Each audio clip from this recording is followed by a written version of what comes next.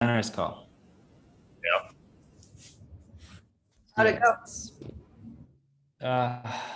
Fucking grids. I hate grids. We're trying to pull off the impossible, which is imagine two completely different web products and a marketing website, and we want all three to use the same grid system and layout. Don't do that. Just make ourselves miserable. The same kind of what system? Grid. Grid? What's that mean? Like the sizing of stuff. That would be. Yeah, it's like visual scaffolding. Yeah. Yeah. Stuff, right? Yeah. In relationship to. Yeah. I don't know how you have the patience for that. It's a challenge, I guess. I mean, it's visual engineering. Yeah. But if we manage to solve it, that would be the first project at 3Drops that we've done it this way. It's just rejiggering everything to get it to fit the grid, or like is it a technical problem? What's the problem, or what's the frictions? The responsiveness. So we want it to be fluid, but we still wanted to use the same spacing everywhere. Without, in some places in the product, the sidebar becomes bigger or some of the boxes become too wide. Yeah. So we need to place those breaking points in the right place. So it's mixing the fluid with the fixed kind of column systems. Yeah. Just for fun, like delaying the client project just for this. Just let's see if it actually works. Hey, if it works, it works. It works. It's good to know what you can do with things. Yeah. The last thing I did with any of the responsive stuff was having to do ponder things, and I don't ever want to do any of that again.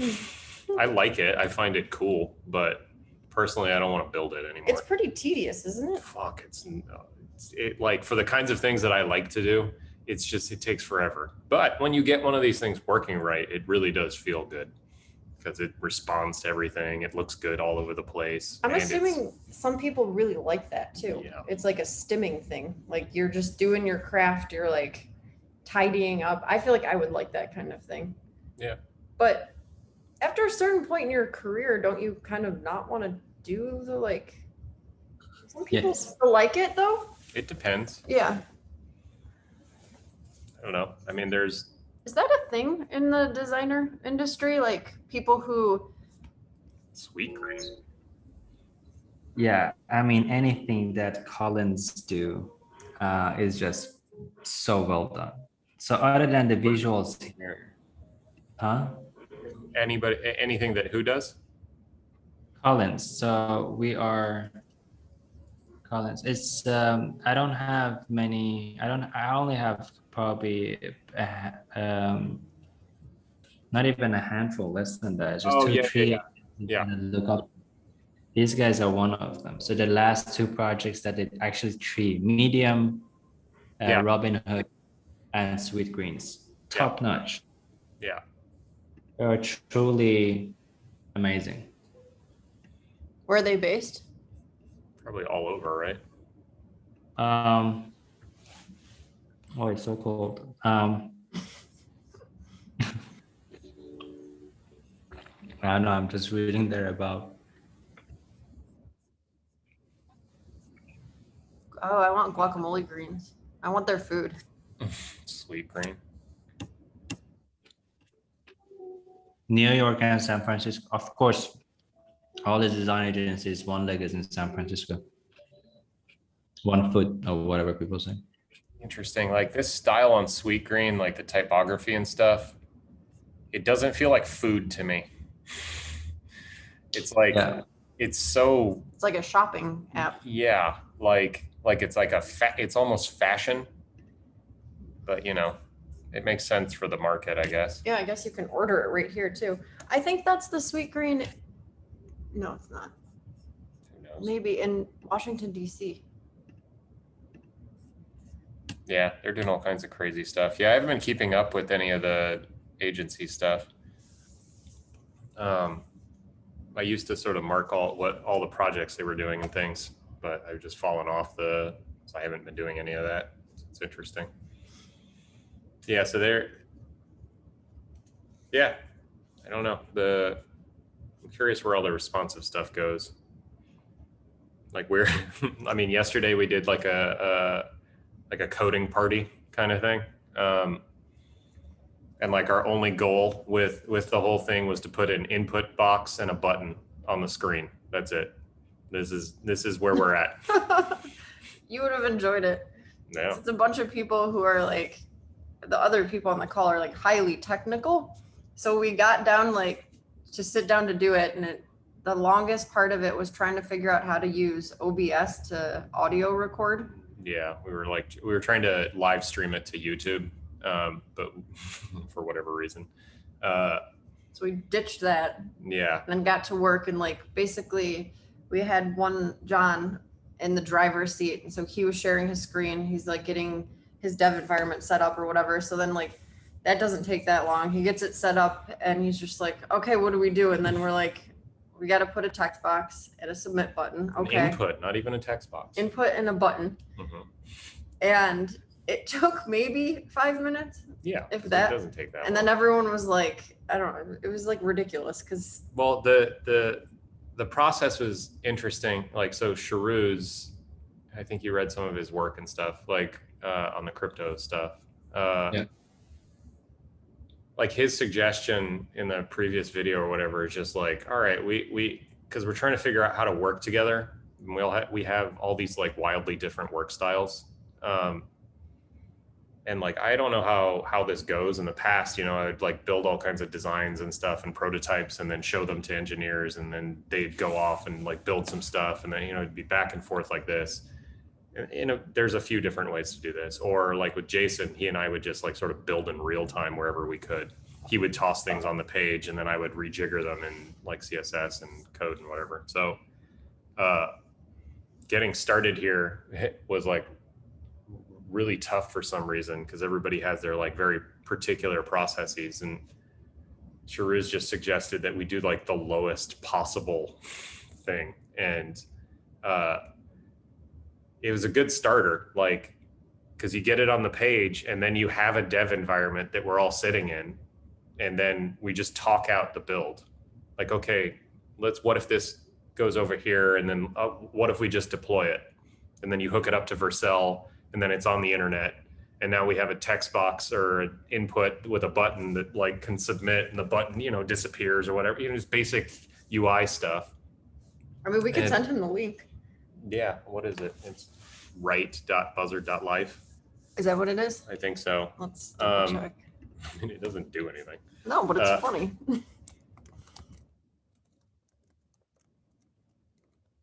Yeah. Then is that what it is?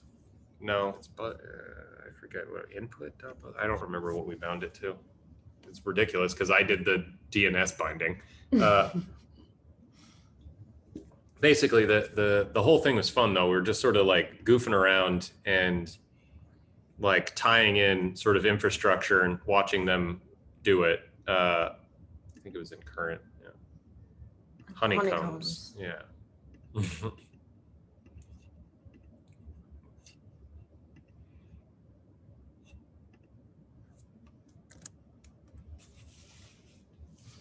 But yeah, and then at a certain point, like we were talking about like how we were going to store all this stuff, and they've been talking about doing IPFS just for stuff, right? And it's nuts how quick this stuff ties in.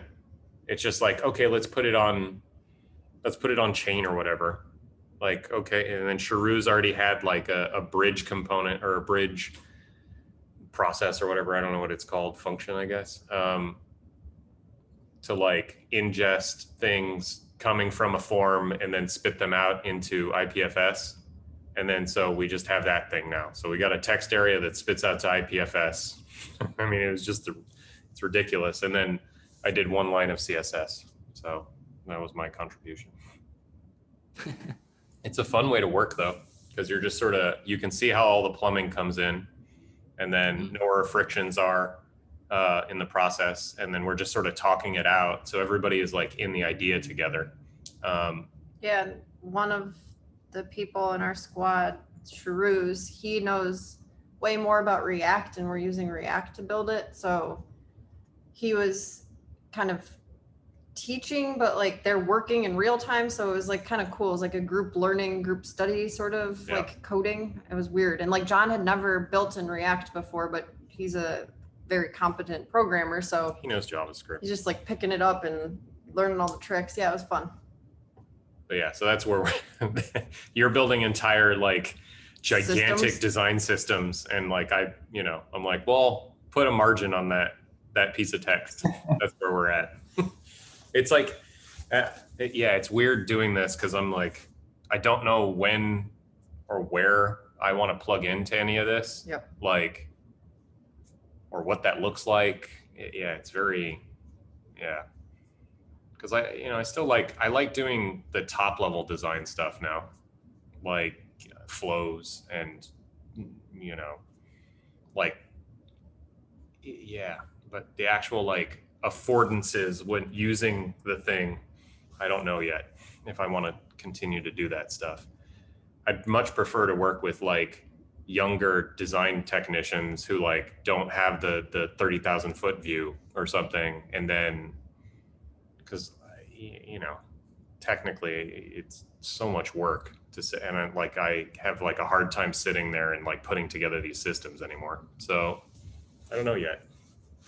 Anyhow, that's been popping up.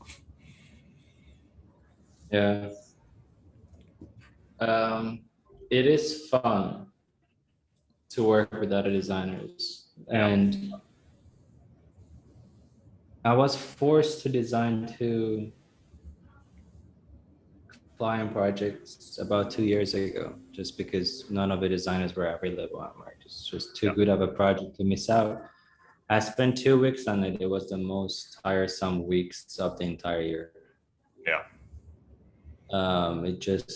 I'm not into that flow anymore. I can only collaborate with other designers. I can see what's wrong with something and how to solve it, but I don't do any of the polishing or anything, which is good. It's interesting. My process like ended up where I would do a lot of like design and code, mostly because I was building these like, you can smooth stuff out that way a lot better. And like, if there's a particular flow for like posting or publishing or writing or something like this, like going through and feeling it out over and over again, and then like moving around the stuff, I prefer to work that way. So like thinking about having, and with Carbon Made, I directed a fair amount of that stuff, but we were all sharing a brain at that point. So yesterday, he was just running he's running the IDE or whatever. So he's coding and he's like, give me some CSS. And I'm like, I'm so used to like typing it. Yeah. Like you talking went to it your out. Keyboard I'm like, at first, like to what think the about fuck? it. How do I do this? It's interesting. Well, it'll be interesting to see what the hell happens here. Because I keep butting up against like, well, I don't want to fucking do this. I don't want to sit here and design a whole bunch of shit. But what the hell does that mean anymore? Like, I don't want to do it in the same way that you were talking about the tired 2 weeks. And there are so many people out there who love doing this stuff. So part of the thing is like creating a playground where some of those people can come and goof around with it, and then finding a role within that where, I don't know what that role is.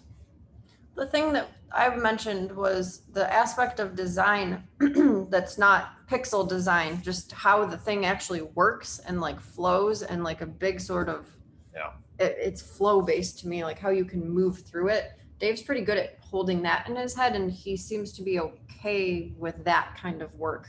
Yeah. So it seems to be really just the pixels, because the craft of it is, I mean, we talk about this a lot. Like if you're not warming up to that, it's like, it's a whole other way of using your body apparatus. Like basically, yeah, when you're a honed machine in it, I mean, it's amazing. It's cool.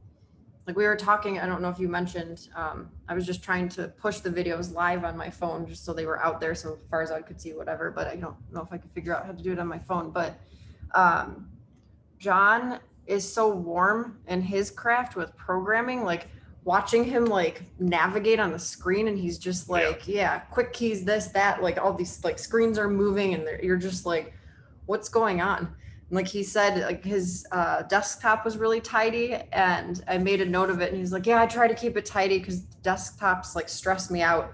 And I was like, what? And I was like, it's because he thinks in like a different, less abstracted view of things. He's like, he can just navigate with command line. So I think, yeah, I mean, he's also it's his studio. mm-hmm. Like he's working in there. So Yeah. I used to have this on crazy lockdown.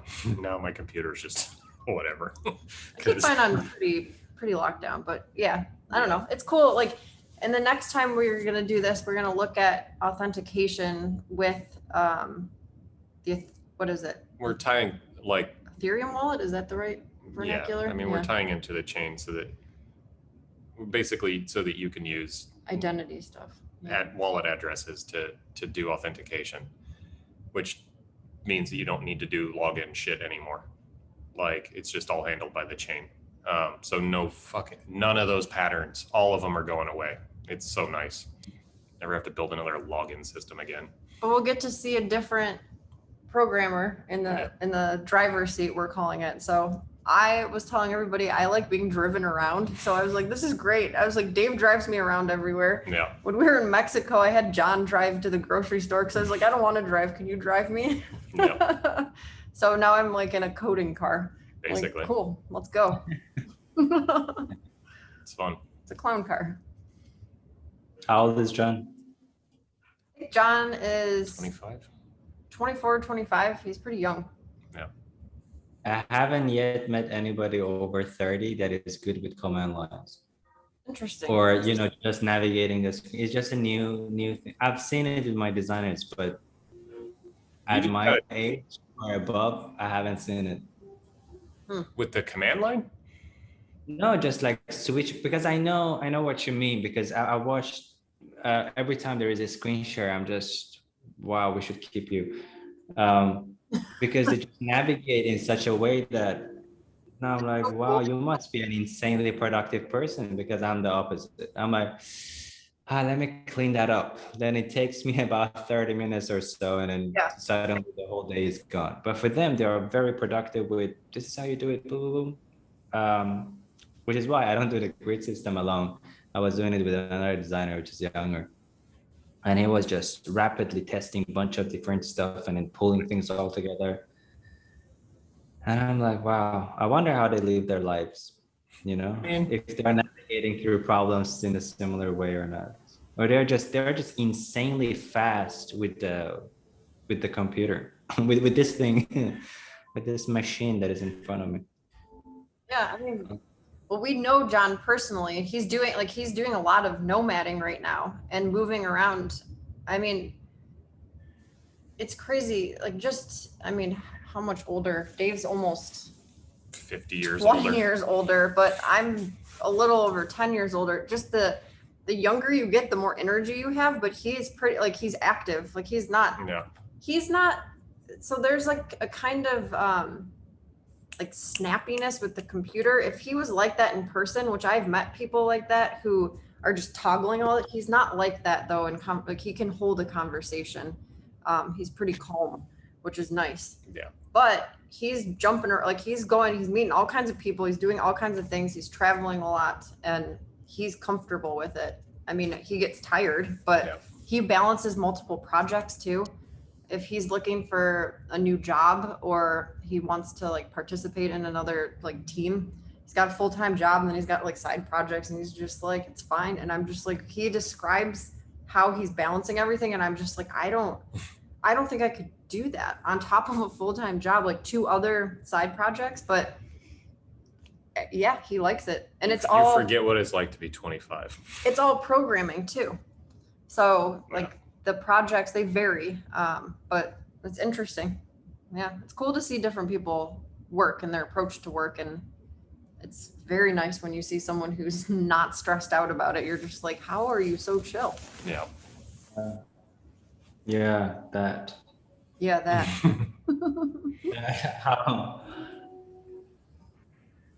But honestly, I mean, I've seen not as many as you guys have, but I've seen people. I'm like, how are you dealing with this? You're doing way too much. You're running too many companies at the same time, and those type of things. I know it's doable, blah blah. But then when you start talking with them a bit in a longer conversations, more than a few hours, you notice they're just insanely stressed. Panic attacks over panic attacks, and they're not functioning. It's just that there is no other way they know about how to live this life without doing this. This is just, my brain is kind of wired the way that I kind of magnet towards these kind of things in life, overcomplicating things. And can you please turn on the aircon? This is Dubai weather over there. I mean, I don't know what it is in Celsius, but 100. We're in Vegas right now. Yeah. Fahrenheit? Yeah. It's the craziest hot. I don't know. Let's see. I'll look it up. I wonder, how hot does it get in Dubai? Not the same. I think oven hot. Yeah. Yeah, it's like 43, 44 degrees Celsius. Yeah. You don't need a kitchen in Dubai, I think. No. Well, it's Vegas is the same way. You just throw it out on the pavement and cook an egg. It's fine. Yeah, it's cooler in Dubai right now. Yeah. There is another interesting, this whole bees that are going to extinct soon. What's the story there? Well, I'm not sure. I think global warming or something, but bees are dying at a very high pace, 45% over the past 10 years. Yeah. Which is a lot. And it seems like we are dependent on bees, so people need to figure everything. In California, they have the almond harvest. And like if you're driving through like sort of northern or central California, there's just almond trees forever. Yeah, it's cool. They're blooming. Yeah. And there's not enough bees around there naturally. So they truck them in, just trucks full of bees coming in every year to pollinate the trees.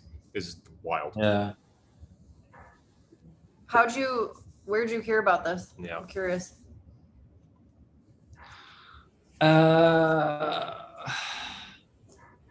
Yeah, right. Because I don't talk to many people or I don't read news. Buckingham Beck, it was one of their side projects. So they made a whole thing about, and they have it on their roof. Yeah. Didn't the Space 10, is that what it's called? SpaceX? No, not Space 10. Yeah. 10. Didn't they have something with bees too? I feel like It's a whole thing. Yeah. On top of them. Yep. Hives. Yeah. Yeah. Our thing is called honeycombs. So there you go. Our repository. Yeah. Because apparently hexagons are the bestagons. They're like the structure of them are like super solid, and because of the way that they're structured, the hexagon, I don't know, you can it connects to lots of things. Like there's no dead space. So I guess everything fits together just right. So the surface area, I mean, this is why bees use that structure. Yeah. Build a hive. There you go. That's what we're doing. We're building a hive. More or less. Our behavior patterns are so much more complicated than bees. Like you can observe bees and ants and wasps or whatever, and then humans. I mean, if you watched people doing what they're doing, there'd be so many questions of like, why are they doing that now? I thought they were building a thing and then they're over here doing whatever. How does that make any sense? And oh wait, now they're walking down on Las Vegas Strip. Like why? What's happening over here? Is that productive? Like does this serve a purpose? What is it? Sure. It does though. We had to get exercise. Oh, we saw a fight yesterday on the Las Vegas Strip. She's getting her, like, because I grew up out here, so I'm used to it. Did we tell them we were in Vegas? We just did. We're in Vegas.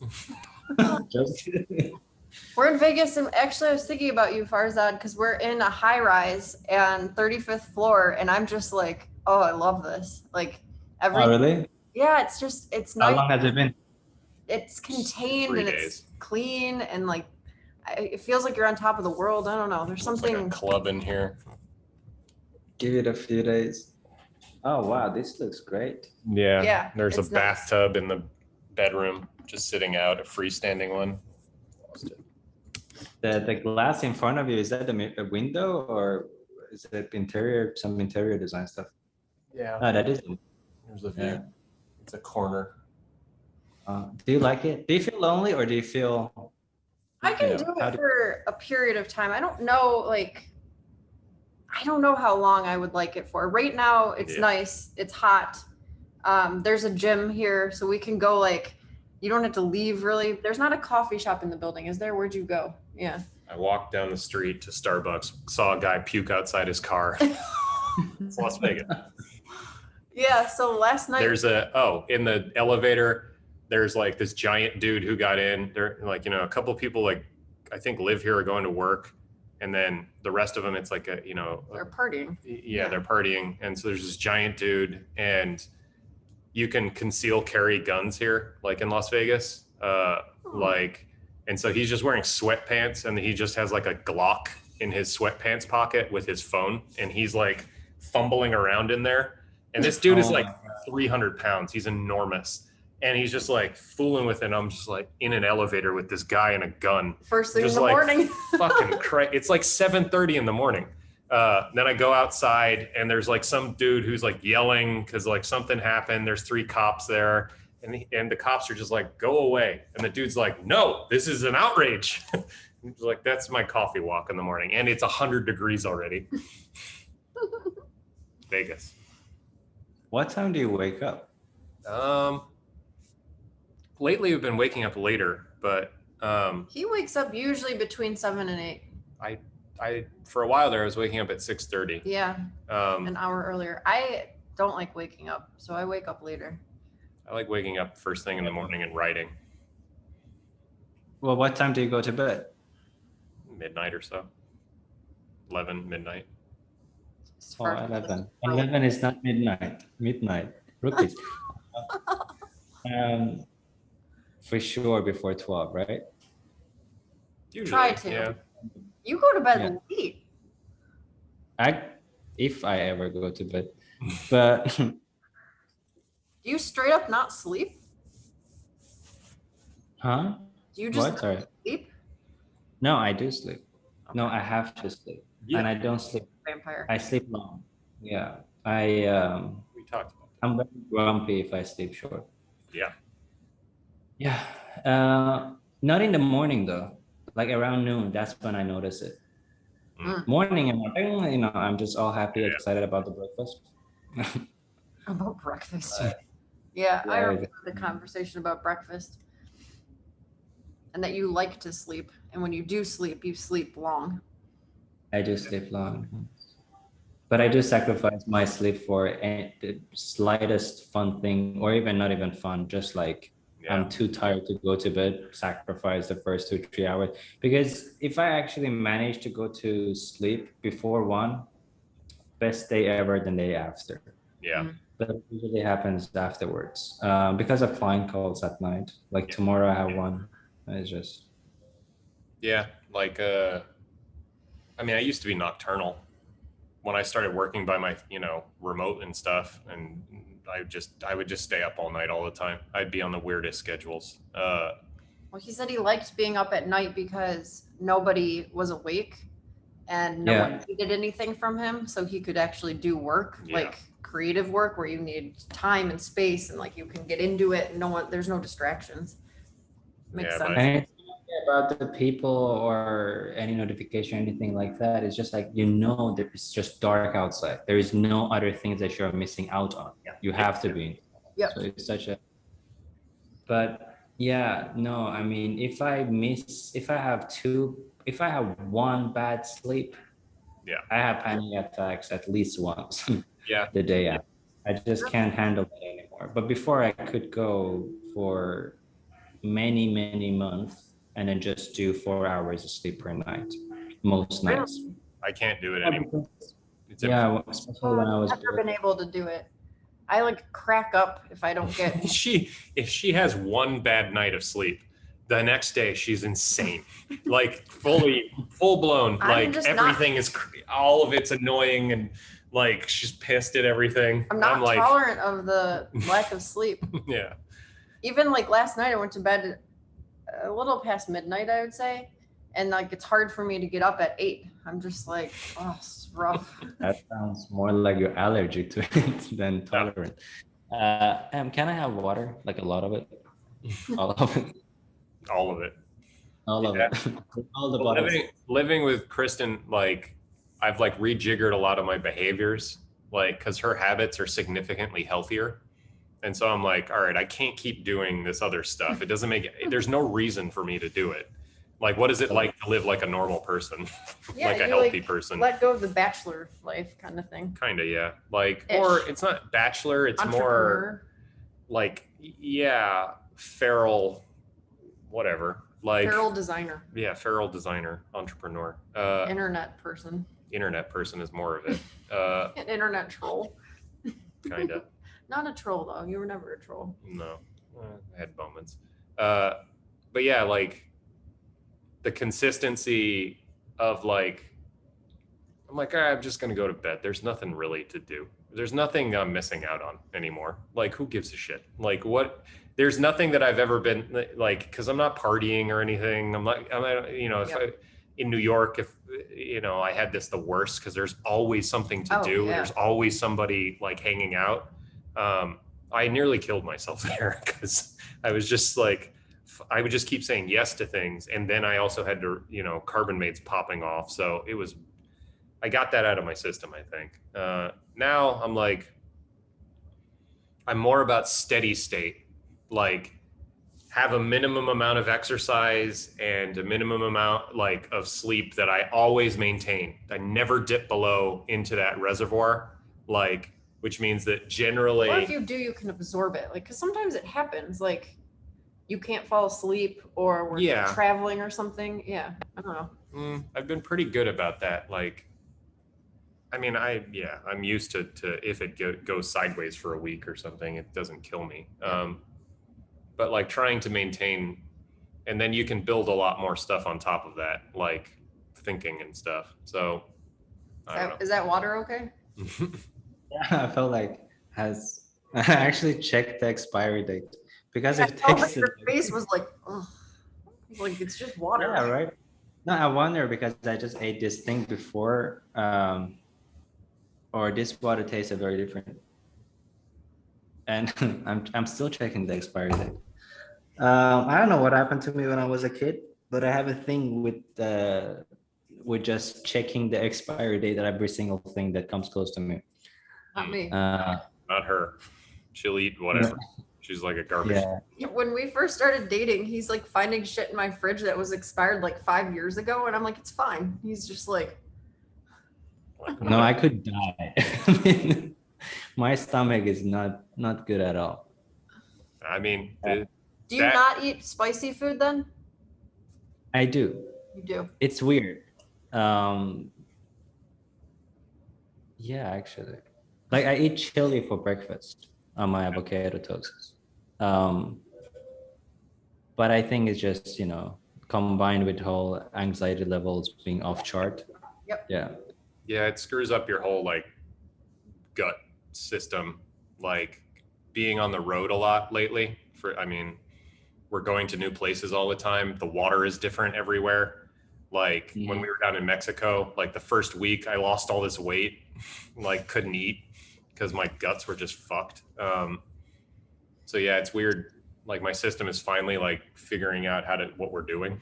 Like, oh, I guess it's just going to be up and down, up and yeah. down. Yep. But when I used to have this when I would travel a lot, but I was stressed all the time and like, it would just knock me out. Cause like my calories were all weird and stuff. So like keeping my sleep and like exercise stuff stable makes that like less of a problem. Like, yeah, it's easier. Like I don't get panicky around it. I used to flip out when like With food stuff. Yeah, with food stuff. It would drive me crazy. Like, I'm like, I'm not going to get enough food in, or like my stomach is going to be upset and I won't be able to think, or I'm like going to be in a meeting and I'll flip it, something, all these things. All that stuff is more or less like backgrounded now. Yeah. What makes you anxious, Farzad? Work stuff? Smiles. It's like a Grinch smile. No. Let me tell you, it's a long list. I haven't figured out half of it.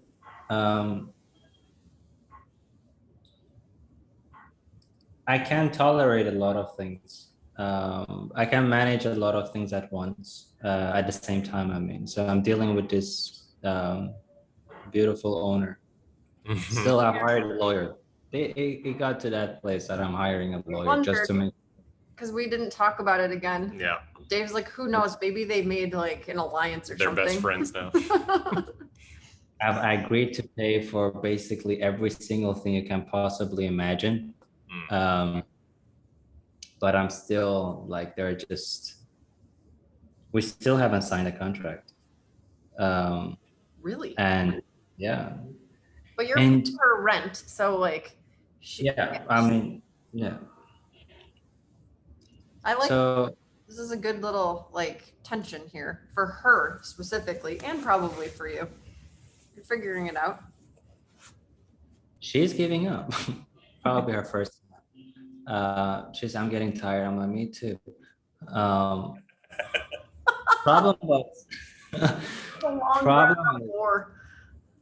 She teaches all of the agents. There were 2 of them. She hires another person, and then she still didn't pay the commission for these others. I'm like, I would let me know if she doesn't pay you. And she gives me a new contract. It's a standard contract. I'm like, sure. When is it ready? It's like, maybe soon, tomorrow. And then it went on like that for about 1.5 weeks. Standard contract, by the way, which they would just flip the names. Yeah. It takes many days from this lawyer to put that together. Finally send it to me. I read the English. I'm like, a lot of misalignments, but whatever. Half Thai, half English, right? The contract? So I read the English. Yeah, the contract, the lease agreement or whatever. So it needs to be in both languages because. And then she told me, she's like, it's probably a good idea if your girlfriend is on the contract. I'm like, Because she's Thai, it's much easier to bring her to the court if something goes wrong in her mind. But with me, it's very difficult, especially I'm stateless. So I don't even have a country. Like, what you gonna do with me? I don't even, which laws? You're like her worst nightmare. You like don't exist on paper to her, and she's just like, ah. Yeah.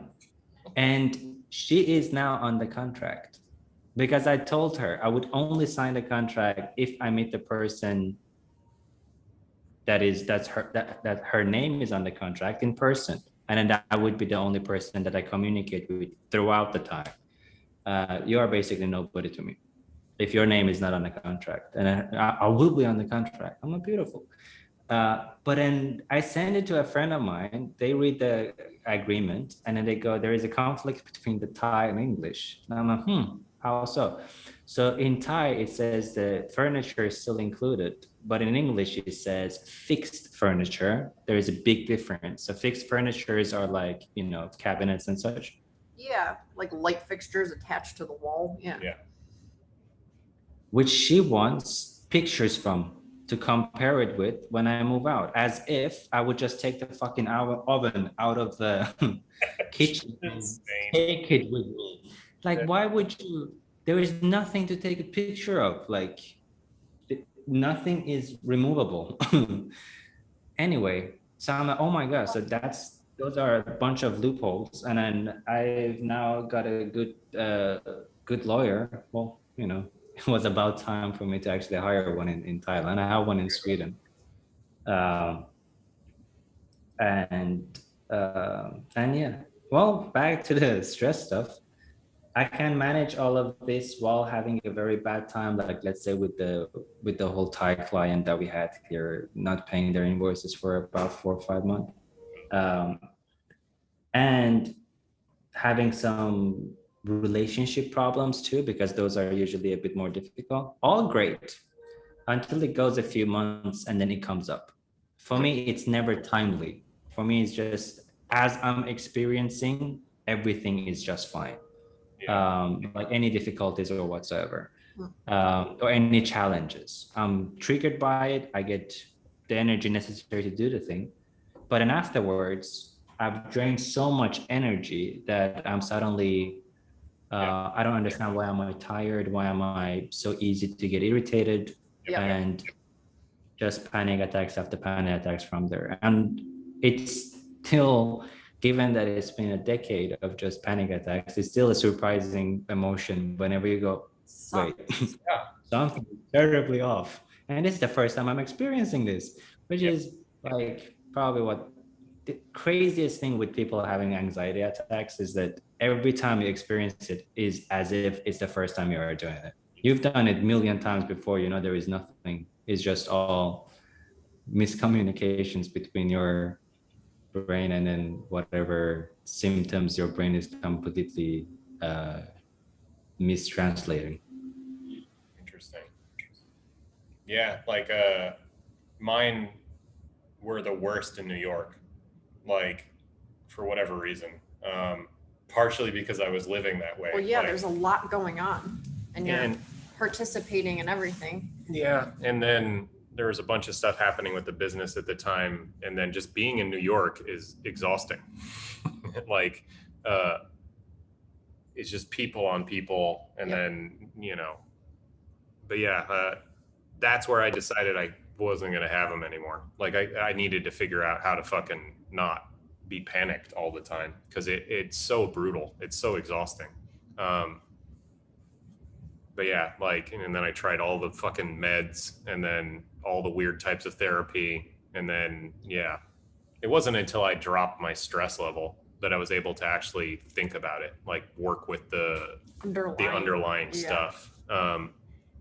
Because it's hard to get at that stuff when you're constantly on the go. And I mean, unless you find like like somebody to work with. I mean, Kristen and I were able to do a bunch of work on that stuff. Like even here yesterday, I don't know, being back in Vegas, it reminds me of being a teenager. Like the heat, like fucking sets me off. Like I'm getting, you know, I don't even know what it is, like, but I can feel the precursor to the feedback loop that creates the panic. Yep. But now I'm like, I know what you feel like. I'm like, and then I just do it. Well, I talk to it. I'm like, what do you need? What's wrong? What's going on? Like, we're fine. Like, of course there's a guy with a gun in the elevator, but like, if he shoots you, then you don't have to worry about this. So like, yeah. So, and then I'm able to like sort of write it out now. Like I can talk to the thing as it's bubbling up. Like I haven't tipped over into panic in a long time, but like it's still in there. Yeah, I don't know. It's weird. That stuff is tough to live with. I mean, it's so draining. Yeah, I don't have any problem with the panic attacks, because you know it's a depersonalization that sometimes gets you. Yeah.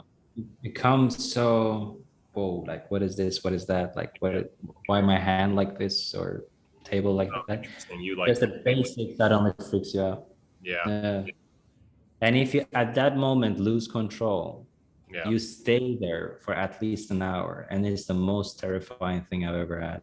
Yeah. Last time was about, I think, 6 months ago or so, randomly. I had a very good couple of weeks. Yeah. And right before sleep, it just hit me. On the way to the kitchen, because your mind is completely off. So I'm just going to the kitchen to pick up something to eat. And I knew what I was going to get. So I was just take it, come back, continue watch the movie. On the way, I saw my reflection in the window. It was at night, and it just, what is this? Everything is off. Yeah. Weird. Oh, yeah. It's the Yeah, worst feeling. Yeah, it's the PTSD stuff. Like, you know, and then all of a sudden, and then you have to like claw your way. I mean, this is the thing. Your body is like reacting in all these ways. Like it's sending signals and it's not rational, right? No. Like you feel like for me, it was like feeling like I was being hunted or trapped. Like trapped was usually the thing. Like I can't get out of this shit. And like everything is like closing in. And I'm like, fuck this, I'm out. And New York would feel like this sometimes. I'm like walking down the street and I'm like, there is no fucking nature anywhere. There's no trees. So I'd like go to Central Park and then I would be able to relax some there. But yeah. So it sounds like both of you have had a lot of panic attacks. Fuck yeah. I had rolling panic, starting from like age 12 until that's right. 35, 30, somewhere in there. I didn't know what they were. Yeah. I was just like, this is how you are. This is just life. I've only had like a handful of like actual panic attacks. And then I've had a lot of anxiety that just sort of like, it's below that like threshold. Yeah. But when I tip over, I go fucking like, yeah. I don't even know how to describe it. I feel like I'm going crazy. The first time I had a panic attack, some part of me was still there, like watching it happen. And it was like, this is insane. And I like remember having like a conversation with two parts of me that was like, you're going to go crazy. Like, this is what it's like to go crazy and lose touch with reality. And then that just feeds the cycle. Cause you're just like, wah! Yeah, exactly. I cry and I get like, like I need to be like talked down and I don't know what to do. And I have a thing with, I guess it's grounding. Like I want to be grounded. So I like get on the ground. Like it's really weird. The last panic attack I had was moving out to California. So it's been a few years, but I just remember there's a tile floor in my hallway and like just on the ground. And I was like rubbing the grout, like where like the tiles like connect. Cause it was like concrete and tangible. And I just kept saying like, you're okay. You're okay. Like just remember you're in a body, you're in this house. Like it took everything I had. I think you had to come over and like call me. And that I was going out to go to Home Depot to buy something. And all of a sudden it just like broke. And I was like, what the fuck? I kind of saw it coming because I was stressed out big time about the move. And I think that's when I decided to start seeing a therapist again. And that's when I found meditation because she happened to be trained in meditation. And we sort of like worked with that. That was a really interesting, it made sense. Like, it didn't stick the meditation that time, but I learned how to like practice. The seated meditation helps a little, like, because you can, if you have time to work with your like thought processes, you can see them bubble up where they're coming from. Then you can, like in the cognitive behavioral stuff where like you can feel all the negative energy coming. And then like, if you're working with like taking one of these negative thoughts and flipping them positive, and then I noticed how panicky I would get about this kind of stuff. So I was able to do a lot of mapping like of my own psyche there. It wasn't until I found yoga like through her, but specifically Qigong, because Qigong is basically, it's moving meditation and all of the stuff that you're carrying in your body, right? Like the stuff that can set off the like panic for me. I work through it in the morning. Like if there's anything there, I'll know about it. And then like you literally move it through, like the energies, like sometimes I have like little like precursors to panic, but it's in a contained environment. You're bringing it up on purpose. And then like, so there's like a purging part of the practice. You like bring up these things and then you circulate them, like you move it through your body through different motions, and then you like push it out. There's these like, and sometimes it's tough in the mornings. Like here today, I'll probably have like a weird one because I'm in Vegas and it's reminding me of all this stuff being a kid, and we watched people punch each other in the face yesterday. So there's like a residue with that, and it's intense sometimes, but like I decided to do this thing and I can talk to the intensity and let it go. Yep. And then for the rest of the day, I like feel pretty good. Yep. It's just, it's a letting go practice. And the more you do that, the more it becomes like, or the less likely it is to fall into the feedback loops that create any of the panic. Because I'm like, oh, that's just that. It's not a big deal. Like, it took me a long time to get to that place though, but there's no way I could not do Qigong every day now. It feels too good. Yeah. Like being able to bring up the intensity of that thing and then like find a way to relax in it, like fully relax. It feels so blissful. Like I'm just like, oh, I feel this, and I let it go, and then my body just all of it comes out. Like it's ridiculous. I'm like loose in a way that the tension of the stress used to keep me like fucking on guard all the time. Yeah. So even like 5 minutes of that sensation, like, is worth. Yep. It's so leveraged. Yeah. And now things that would, in the past, like I'd be able to tolerate them like you're talking about, but I'd have to put it on a shelf because it's a stressor, yep. Right? And then that shelf gets overloaded and then it collapses into a panic attack. So yeah, that was my sensation of it. Good analogy. Yeah, I think mine solved it. Yeah, kind of became a thing to live with yeah. Meditation and not fear or run away from. Yeah. Because it still comes, because it's just a way that I guess some people are wired. I don't think it ever goes away because I had it's just such a bad feedback because I still have this. Last time I got it was about a year ago. Like what am I doing wrong? Nothing you are doing wrong. It's just that this thing is in there. Yeah. But meditation. There's a way to get curious about the thing though. You can study it. So that was a turning point for me, that like there is an underlying cause, psychologically, physiologically, whatever it is. And if you can find a way to turn around and look at the thing and like start reverse engineering it, like you can lean into it. And this is where like psychedelic therapies help, because you go sit with it and look at it from every angle. You get to like relive it over and over and over again in an environment that you're effectively safe.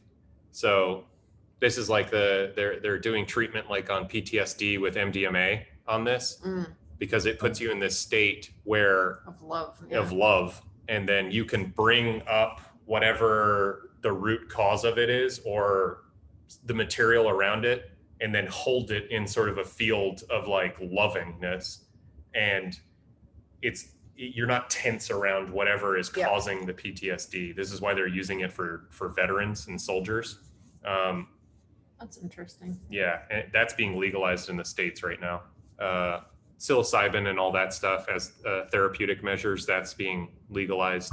All of the so meditation, Qigong, yoga, I mean, any exercise, all of this, and psychedelics, it allows you to be in the heightened state of panic or fear, like you're pushing on the fight or flight, and like when that gets triggered, what comes up, and like you're learning to be present with what arises and not flip out.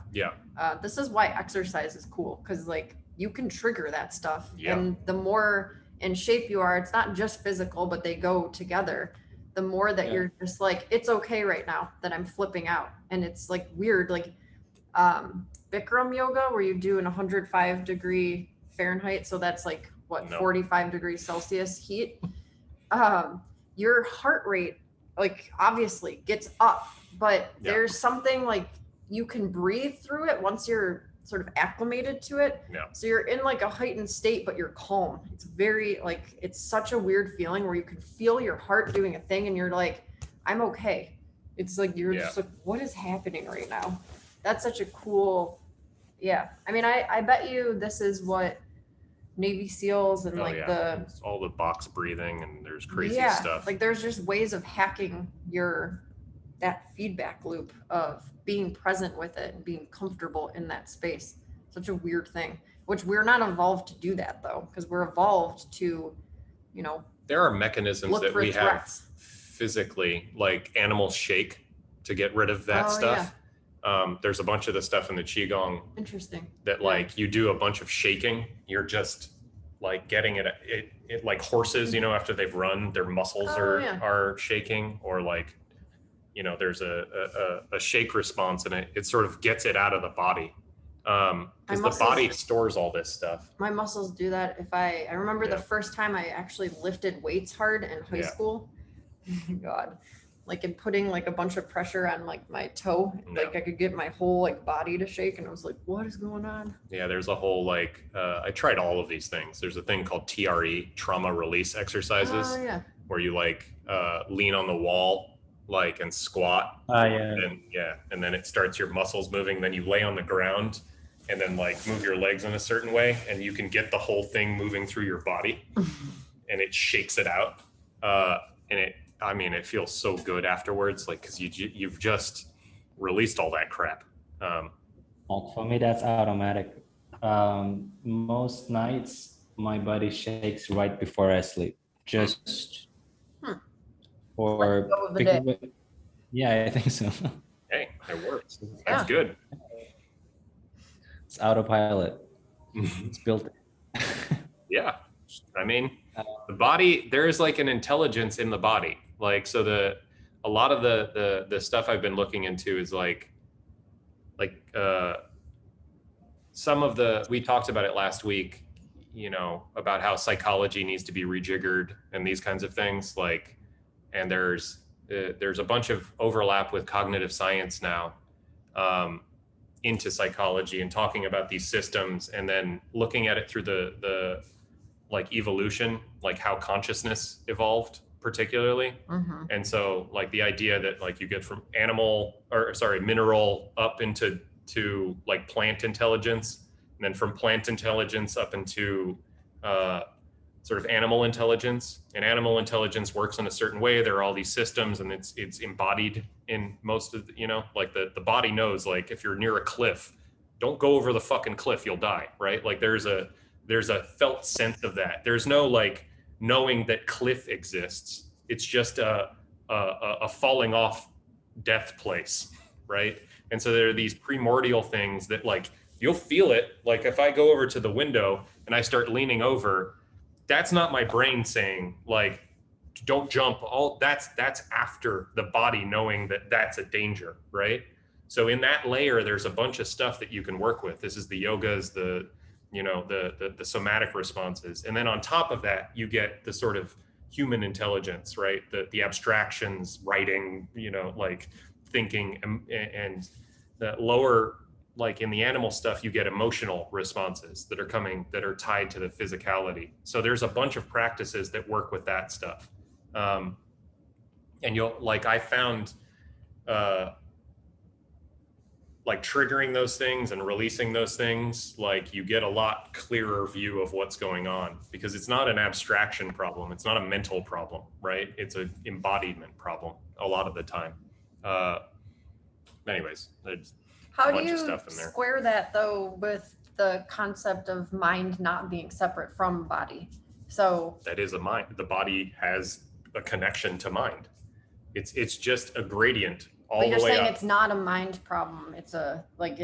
There are certain things that are like primarily like mental driven versus primarily like bodily sensation. So you know, like the way I see this is like I have a sort of map of the evolutionary process, and there are layers of complexity through the system all the way down into your minerals, right?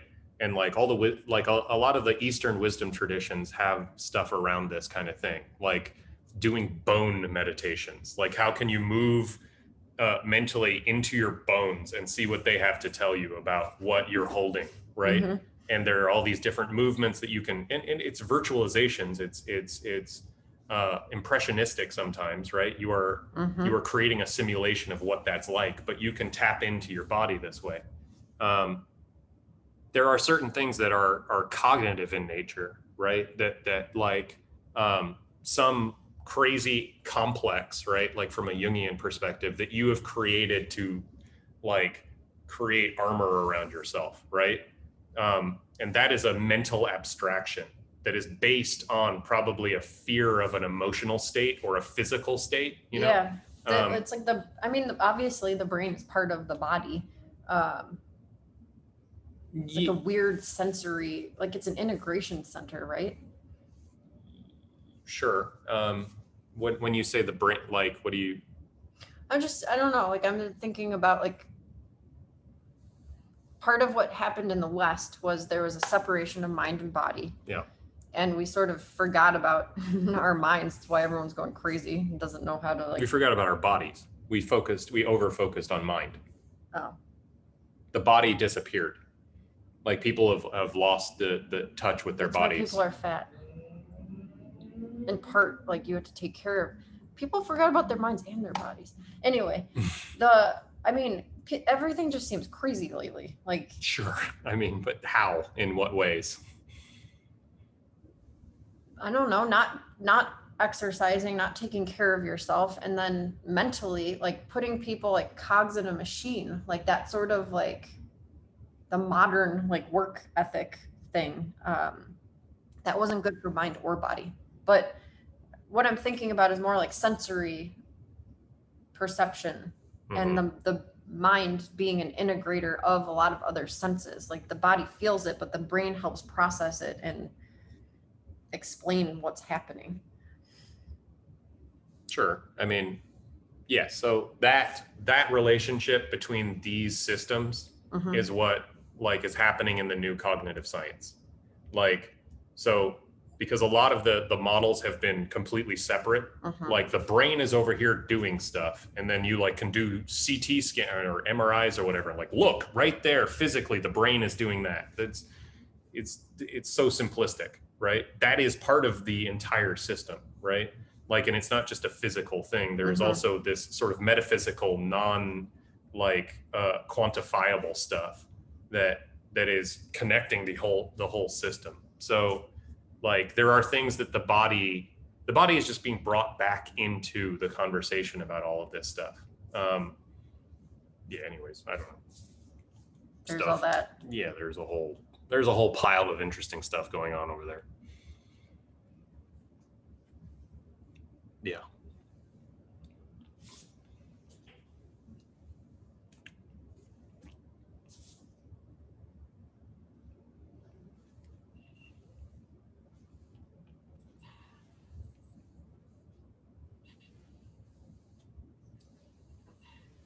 How's the project coming along?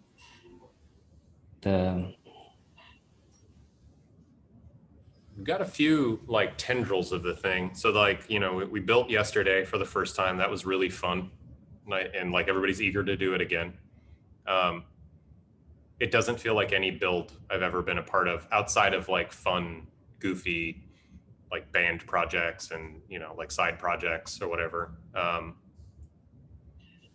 And then some of the stuff that Jason and I used to do, we would just like crank out ridiculous stuff. This is like that, but has the potential to scale. So it's interesting there. Then we're talking a lot about like, I mean, we're forming a consultancy and how we're going to arrange that consultancy, like using the like sort of DAO mentality. Like we've been doing sort of Kristen and I have been sort of chatting with a bunch of entrepreneurs and builder types and artists and like sort of helping them think out their projects, like being a sounding board, this kind of thing. Like part of it is like, you know, doing sort of what I'm calling like psycho-emotional scaffolding for people, like giving them like patterns to work with to maybe like look at some of this stuff. Like we're doing a little of this now. Like I'm getting to hear, because you have like a psychological understanding, I can like barf out some of this stuff to get it reflected, you know? So it's usually a two-way street on this stuff. We're learning from each other. But I don't like charging directly, like in like a coaching, it doesn't make any sense to me. It's stupid. So we've been thinking about more like having an organization of people who have like different sensibilities, but we're talking together, like sort of like a high trust environment where we're building things together and we're thinking about things, and helping people like work with their problems that like in a sort of aligned way, and then having like an organization that's like a sort of a shell that goes around that can take in the money, right? Which would be a company, you know, but using these like decentralized like organization methodologies. Like, and what kind of infrastructure do you need to build? What kind of proposal systems do you need to enact? What are your communication systems to run a system like this? Like, you have some people who are out talking to folks because they enjoy doing it. Like John does this, like I do some of this, Kristen does some of this. We find people, we start talking to them. There's probably an interesting overlap. Every once in a while we're like, yeah, they're running into like some very hyper specific technical problem. And then we know somebody who would like to talk to them about that technical problem. Like not to solve the problem in a market way, but to like build something together, to think it out together, to like share that. And if that turns into a product or a project, great. And if that's moving forward our overarching like goal, which is to build this relational OS, great, you know, then we can be in, you know, so these things are just popping up naturally. We just need to figure out how we're going to go about doing it. Like John has had a few pings, like there's like a sort of clear, there's a directional path here to forming one of these things.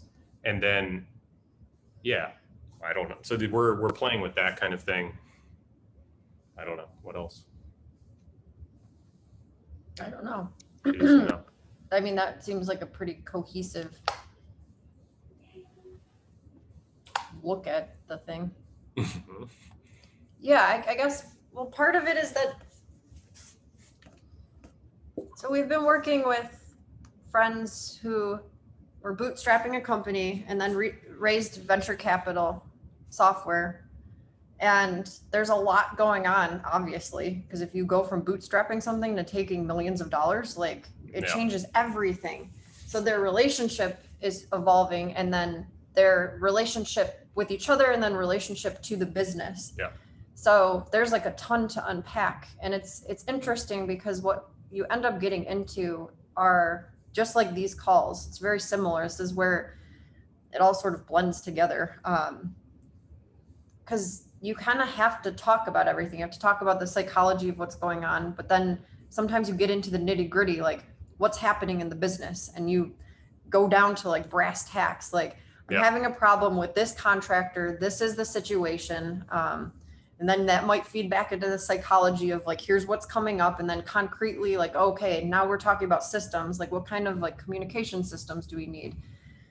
All of this stuff. So it's hard. You need a team of people to do this, and you kind of want to, I don't know if deploy is the right word, but you want to deploy the right people at the right time to sort of interface with who needs the support. Because, you know, we're talking to two people yesterday who both of them are programmers. One's like heading the engineering, and we're like, oh, this might be a good time to call John in, because some of the like minutia that they're dealing with has everything to do with the like details of what it's like to scale an engineering team and what comes along with that. Like, again, psychologically, concretely, like strategic planning, like all of this shit.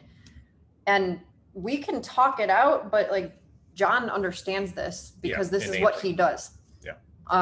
He has lived it. So we have to tap him. And so I don't know, we're kind of feeling out like what it's like to work in a more fluid team-like structure.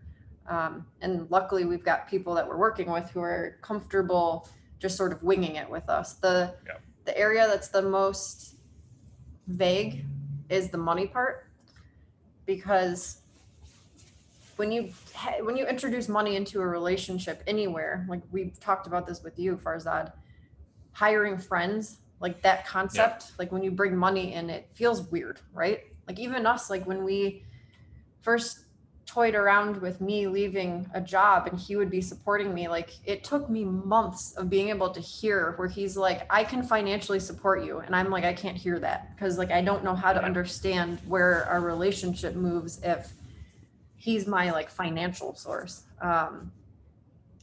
So well, I'm not your financial source. We have a pool of money that we can use to do whatever. But it felt like that, right? There's a frame shift that happens there.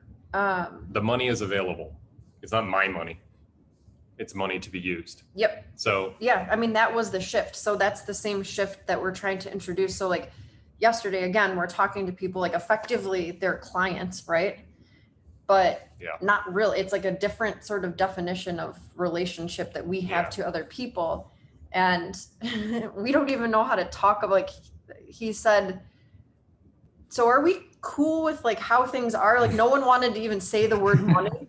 And we're sort of skirting it too, because we like, it changes dynamics. So that's kind of fun to work through. And I think the DAO structure and having an ability for people to pay into a system where they could see and understand where the money's going, like lineage on money, and seeing that they're paying into something that will help other people in this way, and that they could potentially be involved in the future, because it's possible that some of the people, again, this is like redefining terms. So in roles, like if they're clients now, but they, through the practice of having these conversations with us and whatever else other work that we're doing, they get going, they're feeling a lot more confident. Maybe we tap them in the future and we're like, hey, would you be able to help someone? We think we found someone that would really benefit from your knowledge and experience. And we know you've gone through it because we've worked through it. And they're like, oh yeah.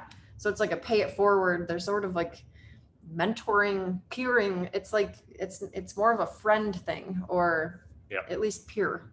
I think friend is in there though. What's the definition of friend then comes up? And the relationship between employer and employee is very messed up. Totally. But the relationship between an investor and a founder is not as messed up. It's more in the right direction. But go ahead, sorry. Investor has there is something about just calling somebody an investor and then thinking about your time as a thing that you invest, not you spend. And then your time is always connected to money because just that's how it is in this life. Figuring out a way to kind of position each other to become an investor in thing where everybody is equally invested. Might bring a better perspective on things. It's not necessarily equally invested. I think I guess what is equally invested? How? So it's not financially necessarily like, no. I don't know if it's equal. It's just you're invested the way that you can be, to the extent you can be. And whether, I don't know if that, I guess that. The way I think about this is, so there is an entity, right? And the entity wishes to like move through the world, producing works, helping people, right? Whatever the sort of overall mission of the entity is. And the people within that entity like are there because they wish to be there. They're not coerced by the market to be there. It is the most fun place to be. Like you have these skills and like you are a craftsperson in the execution of these skills. And if you have like a skill set that you have built based on interest because it's fun for you to do, like, oh yeah, I like building this stuff in this way, or I like designing, or I like organizing information, or I like talking to people in a certain way. There is a market version of that where you have to have a client and you have to do the work for them. And maybe if you get to a certain level of independence, you get to choose your clients, but they're still clients, right? They're still people that you are doing work for, and then you are selling your time to them in whatever way. The shift in model here is that there is work that can be done, and there are things that need to be built, and like those things can bubble up, and like the entity can sense into those things that need to be built, and then there is a group of people for whom they can choose, like from a menu, I wish to work on this. Okay, like work on it then, like, because there's a like, and you can come to this and then find other people are sort of working around it, and you can go plug in your abilities to offer like without the concept of reward. The reward is being able to play in a group to do this stuff. The long-term rewards of this are that you're building crazy shit together because you're not worried about short-term like reward systems. Like you don't need to be paid immediately. You will be paid. You'll like, if the stuff that you're working on is like vital and useful and came about because it wished to be in the world, rather than manufacturing something based on the hope that there's a desire, or like finding a market reason to have the thing, that can also be part of this. But you're coming to it as like a voluntary collection of peers to work on something that you wish to see in the world. And there might be a drive because there's somebody out there who has spotted a pattern and they need help bringing it into the world. And like, you don't need to negotiate equity and all this other stuff. That's possible. Like if there are forms that make sense, like this is right now we have the like VC models and stuff like this, and they're utterly trash for doing things that are longer term that need to be grown from a community. They work for certain types of short term, like fast growth, like methodologies. So where are the places that like, so for instance, I think about this, like if I just left Carbon Made, where would I want to go? I want to go to a group of people who are building together, right? Who are playing with things. And then I could offer some of my skills that are warm, like, so that I can just be, I don't need to be a boss. I don't need to be like a superstar or anything. Like you need that stuff built, I can do that. That's fun. I go build it, right? And then like part of it is a style of communication that you were trying to build this stuff to give it away so somebody else can play with it, right? You're just offering it and you're documenting it in a way that you don't need to own any of this. But through the process of like building this software, like this is the relational OS thing. All of the work that you're doing is being credited effectively on the chain. Like, so eventually you could do accounting systems that make sure that the people who like provided substantial work into this thing, like there is an economic system that can like have money flow back into the system to reward people if you want to do individual accounting like that. But I prefer to have it be like going to an entity that can continue to do work like this. And then you have a treasury, and then you have like sort of a voting system or a proposal system to like have that treasury like be administered in relationship to what the entity wishes to do in the world, right? So, and you're doing that distributedly. Not one person has to fucking think about this. That doesn't mean that like individuals who have good ideas can't like put forth, I don't know. So yeah, I don't know where all that breaks down, but it's worth trying.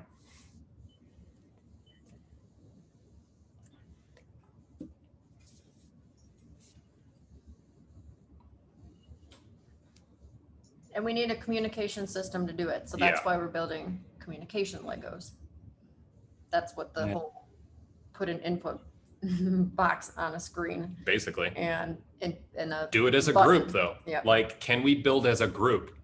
Like doing smaller pieces of work, like so that nobody's getting burned out, but we're building complexity together.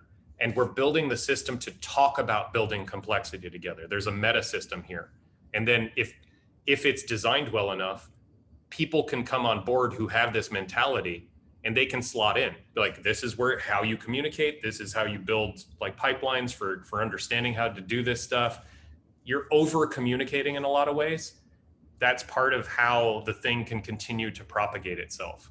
Like, because if we're going to be remote and, distributed all the time, this, you've had to run these things. Yeah. You need to be able to have a fluidity in your communication system. Like, and then technology is the thing that can afford, like, I mean, you get machine learning and all this other stuff down the road. Like, you can close gaps on this stuff, find patterns well before like an individual could, these kinds of things. Anyways, yeah, there's an entire software layer to this that makes this possible in a way that wasn't before. So, yeah. That's where we're thinking.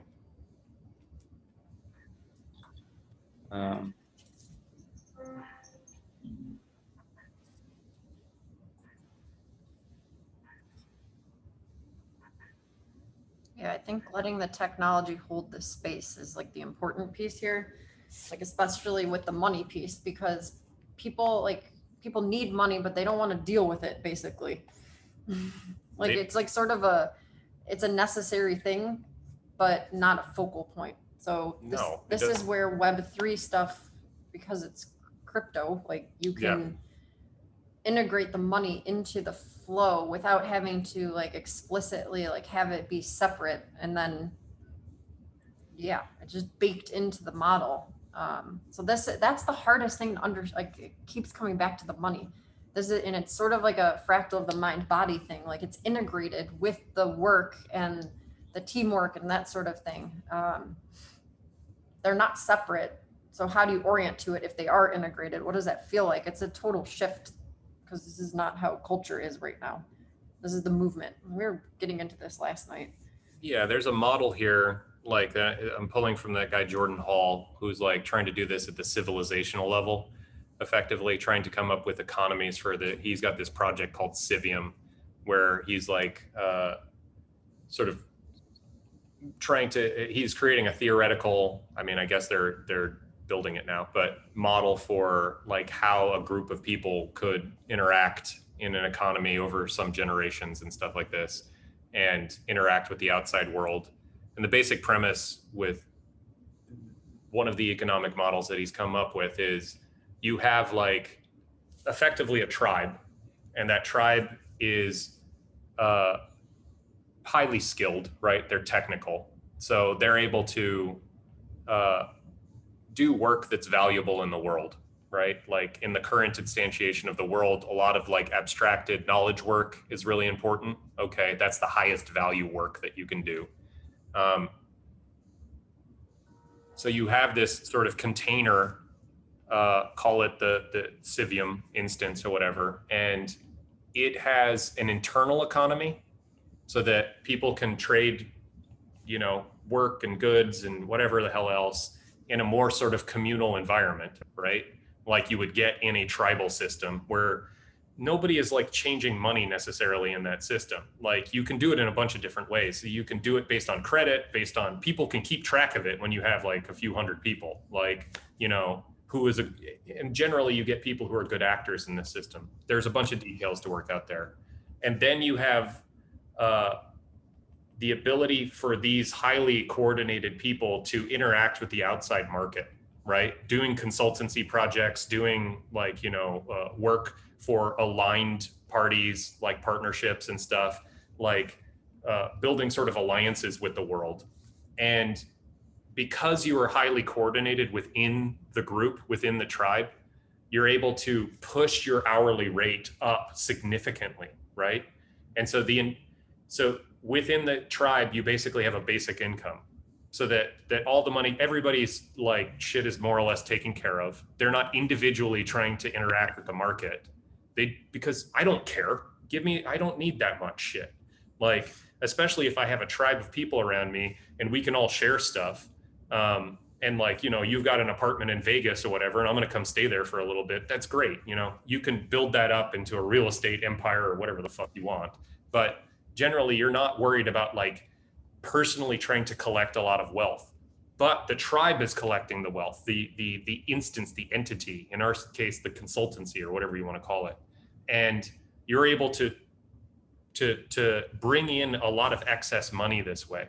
And that money will compound if you're using it, you know, you're investing it collectively, you're building infrastructure, you know, like, you know, I don't know. This gives you a model that is different than directly interacting with the market in a like strictly financial sense, right? Like there's a different mentality to this, so that affords you a bunch of new kinds of projects and new kinds of work, and it can be more fun, I think. That's the broadest strokes of what I've got. But then everyone's vote would be equal for that to work as a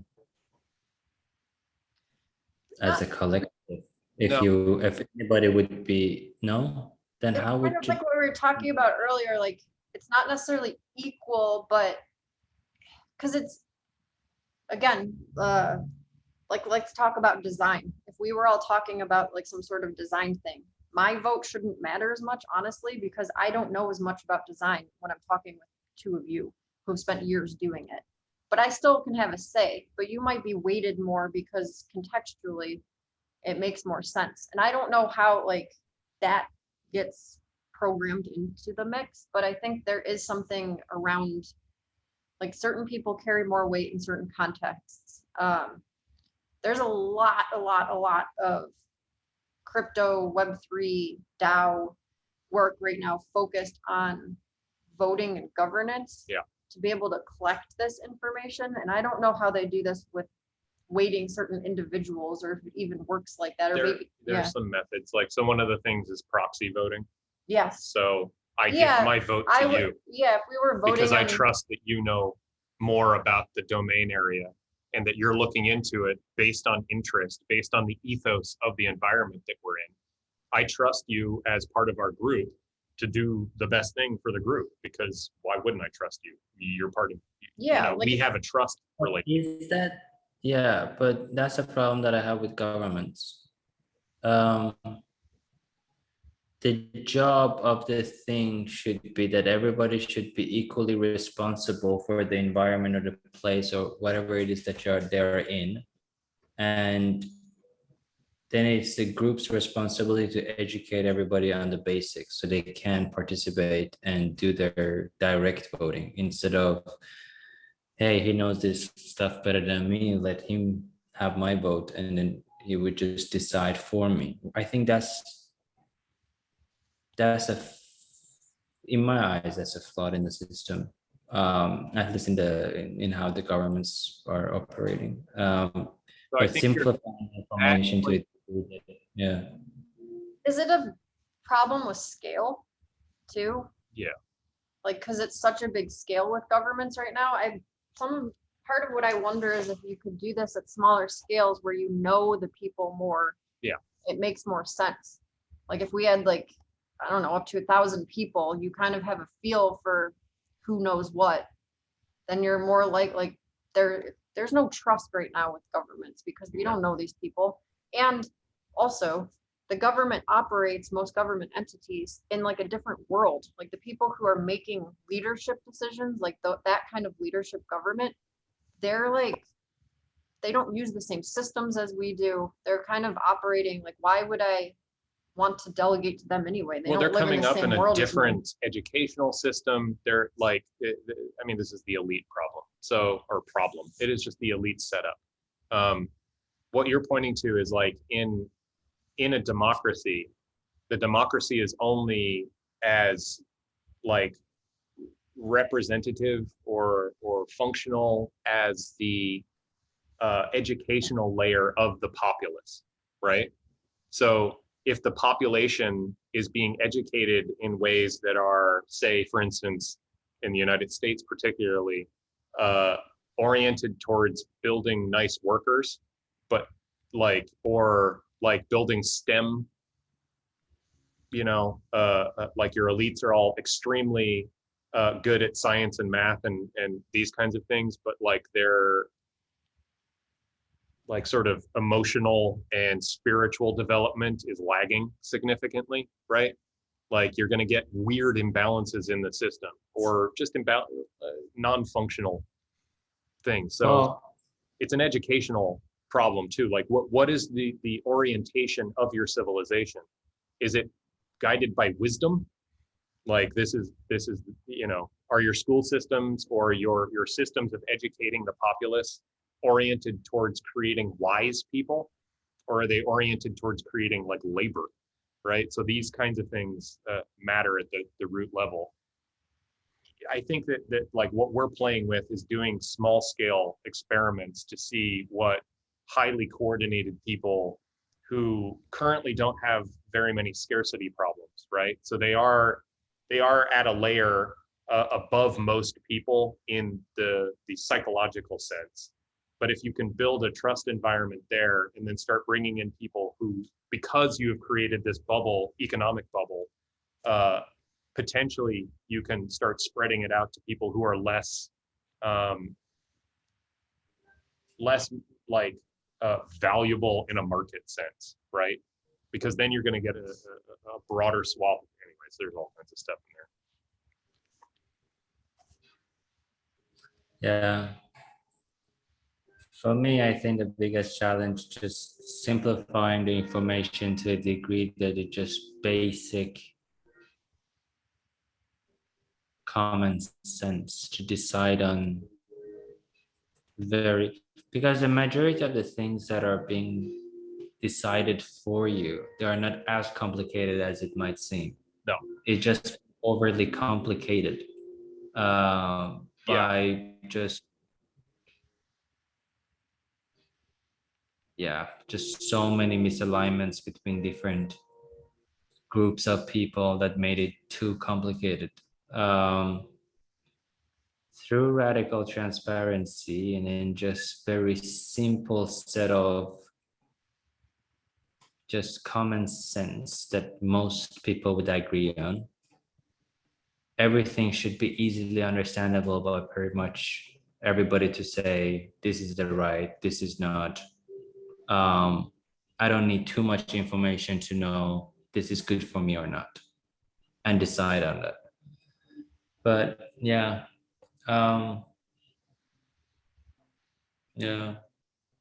my dream since I was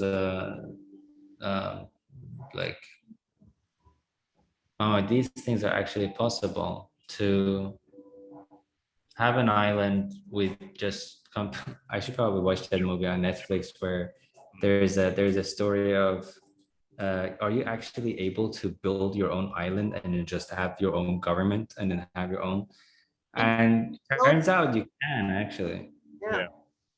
Yeah. So owning an island, just having your own test group. This is such a theme. Islands, people wanting to escape to islands, build an island. Like this Jordan Hall guy we're talking about, he's on Hawaii on an island doing some experiment. I don't know the details of it, but yeah, I think it's just like a more manageable, like geographic, like understanding, like you're like, here we are, there's a border here. We're sort of like not isolated, but it helps enclose the thing, literally. It all depends on how you want to interact with the greater world. Like you can do an isolation and like there are pros and cons to it. Isolation. What's that? I think the whole earth is in its own isolation anyway. And we're just thinking, which is narrowing our I guess what we see as being a thing. Yeah, I think there's a couple different mindsets here. Like in the United States, you have like people who are preppers, who are like, I don't know if you know about this whole world, like basically people who are trying to like collect enough stuff so that like when the world falls apart, they can survive, right? And so they have like bunkers and like fucking food storage and batteries and all this other shit. And that's one method. I think it's fine. There's another method, which is like getting better at communicating with more types of people, because people know how to work together. We're good at this. This is what we evolved to do. So like move with the grain of how we work. Like isolation isn't an answer, like in my mind, right? So building systems where you can better understand each other and better communicate more complex information, not complicated information. Complicated information is like, we're complicating it because there is some reason to do that for status or whatever the fuck. But yeah, anyways. But the problem with, I mean, well, I'm saying problems all the time. The fear of being dependent on somebody. Especially, when shit hit the storm and then, they have enough saving to last X amount of days, month, when things go wrong. But I'm working as a group, and then there's just one person that knows how to cook. You know what I mean? Like that person need to be in the group, otherwise we're all gonna die. So everybody's just dependent on that person, and that person knows its value, and it's just that person should be teaching how to cook as part of their process, right? Like, because then they get better at cooking this way, and then other people can help them do their work, right? That's the government I want. Yeah, that's what we're trying to do. Pretty much. But then everybody at the end becomes equal. No, that's not the end goal. Like everybody's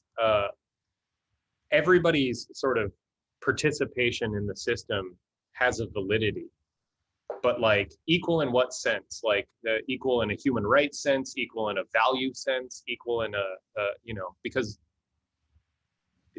where do you draw the equality line? How are you measuring this equality? Like what is equality in the system? Like, is it enforced? Is it, like I prefer to think about it as aspirational, right? This comes back to your educational thing. Like the idea is that like everybody within the system is supported in in a mechanism that allows for them to express the fullness of who they are, right? Like they are able to follow the patterns of their interest, and they are in an environment of trust that allows them to sniff out where they can best help or best express or best collaborate, right? And like that is partially a personal like interiority thing. Like you need to understand where you fit by doing a bunch of stuff, by playing around. Like equality as like a guiding function for that, I don't know, makes a lot of sense. Yeah, it's a ledger thing, I guess, or maybe that's how I'm thinking about it. Like equality of like, because you get into these things like, well, we need to make an equal opportunity or whatever for everybody. So then you just cap off, like you cut off potential on the upper and lower ends of things. So yeah, I haven't thought this out completely, but my instinct is that equality is not a dead end, but like the wrong measure. Yeah. I need to think on this more, but yeah.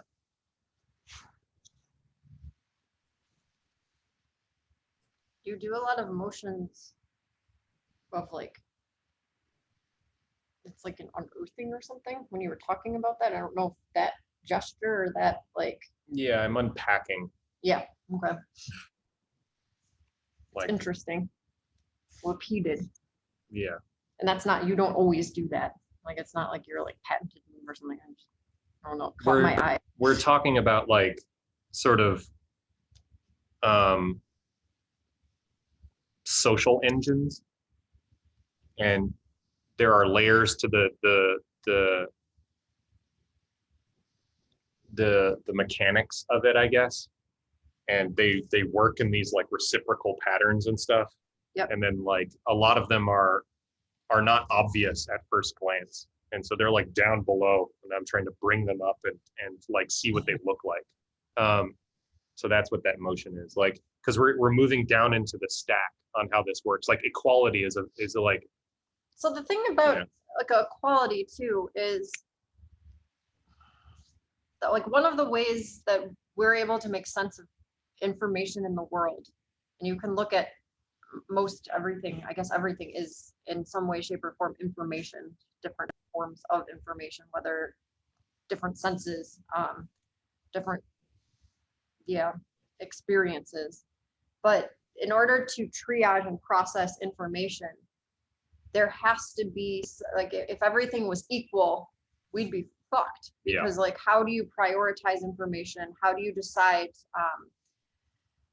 what's a threat, what's good, what's bad? I mean, sort of blanket terms. So yeah, there's,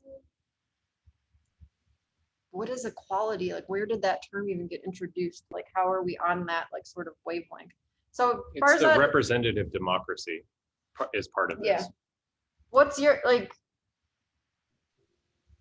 What's your orientation to equality then? Like when you think about that as, because it seems it seems like you're moving towards that as a conclusion. Is that something you want to move towards, or you think is like a logical ending point? Not ending point, but desired state, perhaps? Direction, yeah. I think, first of all, when it comes to the equal thing, contribution and investment. Otherwise, there will be conflict sooner or later. Which is the same thing as, having the tough talk about the money in the beginning, just to understand where everybody is positioned, because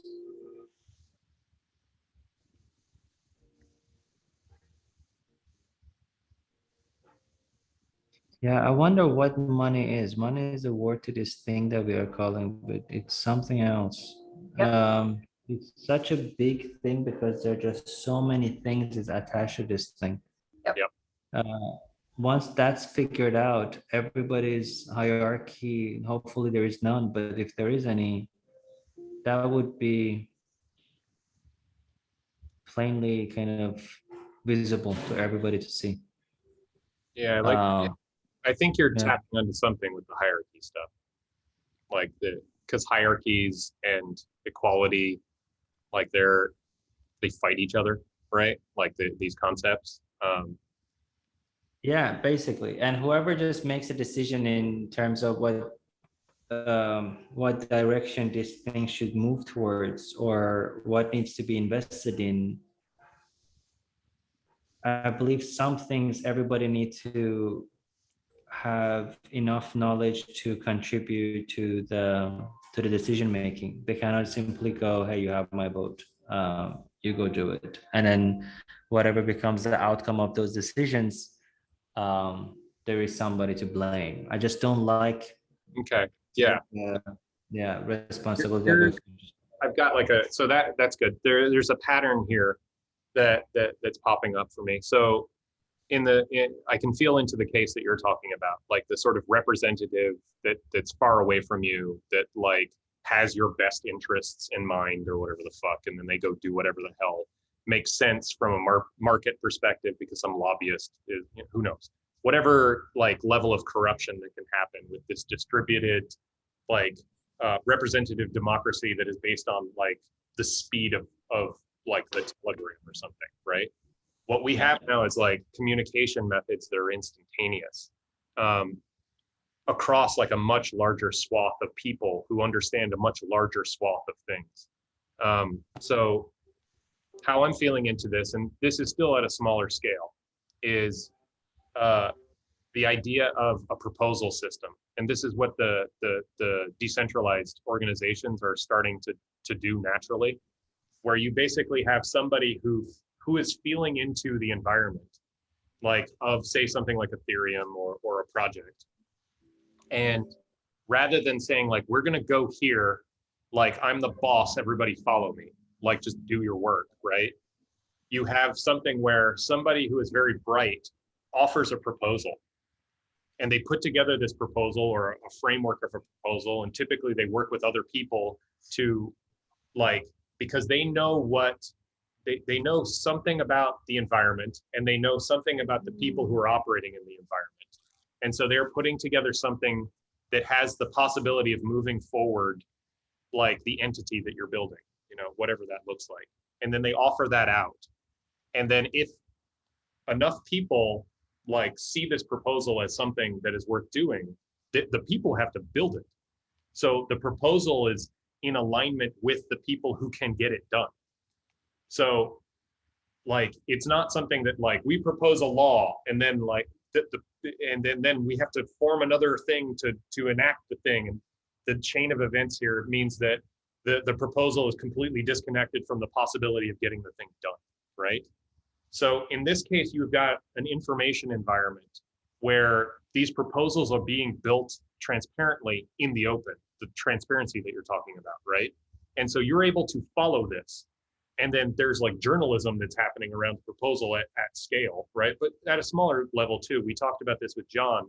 There are some people who just want to go around and they talk about what's happening in the proposals and they put it in lay speak so that people who don't necessarily, this is what journalism should do, right? Like there's somebody who is more technically minded who can then explain it to people who are less technically minded, right? And in this case, you can start to understand who has the best understanding of these things to the degree that that's possible. And then in this information environment, based on all of this information that I can scan and, you know, depending on how the level of journalism or quality of description of what's going on, I am more able to offer my vote as a proxy because I know where it's going if I'm engaged in the process of building this whole thing. And again, smaller setup, like, you know, 1,000, 2,000 people, 150 people you could definitely do, right? Like, this is where we're experimenting with this stuff at the smallest possible scale to see how big you can get it.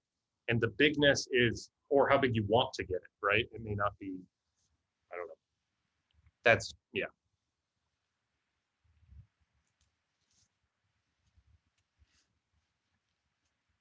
Yeah, I don't know, like part of the, just bringing it back to equality, something you said like triggered something on making decisions, I guess, and like proposals, and like one person is putting a proposal out and other people are sort of tuning into it. So the one person who's putting a proposal out, like the thought that went through my head, first of all, making decisions for how to proceed into the future together is a sort of co-creating reality, right? Yeah. We're going to decide on where we're going, how we're getting there. But someone has the sense somehow to sort of put something forth. And it's something other people can't see necessarily, right? But they can see it somehow. So just the thought that different roles for different people, and it's all contextual, you know, like it depends on the context, but what is it that makes people different? And, you know, we are all different in certain respects because of what our experiences have been to date. So, you know, like we've all had panic attacks, but why we've had panic attacks and what our experiences of them and like how we deal with them and like all of it's different. Yeah. We've all had experience with entrepreneurial endeavors, but why we ended up there and how we orient to it and the role it plays in our lives, you know, it's subtly different. So I think there's something back to the equality, like subjectively, our experience, like they're different. So that bubbles up then to how we see the world and things that we can sense into. And we're trying to figure out how we can figure out who to trust at what point in time to take the lead, because we can't all lead all the time, but there are certain times where, yeah, I'm going to be listening to Farzad. If we're talking about like studio, we're in Thailand, something like that. I'm like, yeah, like I want to listen to him. I don't want to listen to what Dave has to say. I don't trust my own I'm just gonna judgment. guess at it. Yeah. So it's just, like, everyone's trying to figure out, like, how do we know when to follow which people or to trust which people at which time? If you work together, it just works itself out. Because like people will just pick up, like, you know, we did this yesterday in this small little group or whatever. Like some problem will arise, and then like somebody like Sharuz, who has been around more of these projects, is like, you know, hey, do you have an understanding of this or whatever? And then somebody's like, yeah, I can do that easily. And then blah, blah, blah, blah, knock out something or whatever. Then we've got a new piece. And we know now that that other person can do that kind of thing in the future and likes to, right? And so, and then they're volunteering to work. Like nobody's being assigned anything, right? You're self-assigning based on like, oh, that's easy for me to do right now. And then you do a little piece of work. And then the more of these types of projects, like you can add stress into these systems slowly to see who responds to what, where, right? And then you start to get a feel for who can do what, and then where you can jump in. Like, oh, that one is simple. I would love to do that. Knock it out or talk to somebody or whatever the hell it is.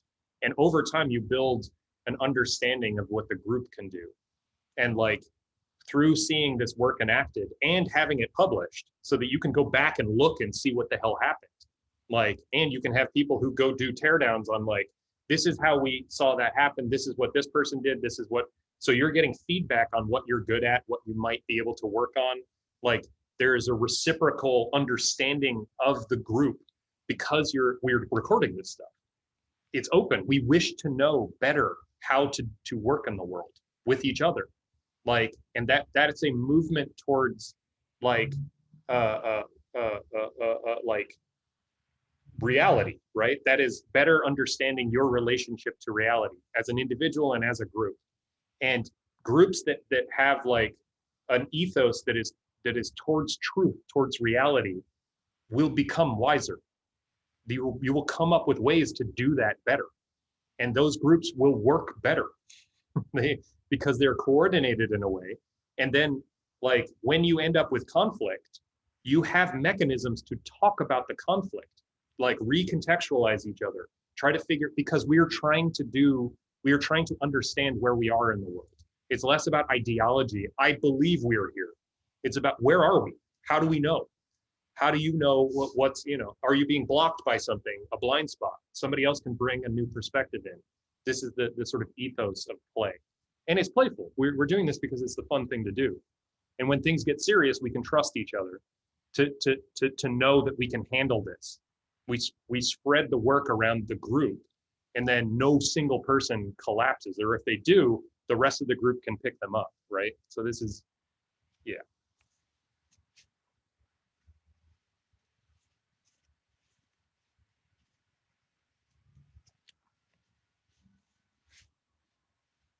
I think you're muted.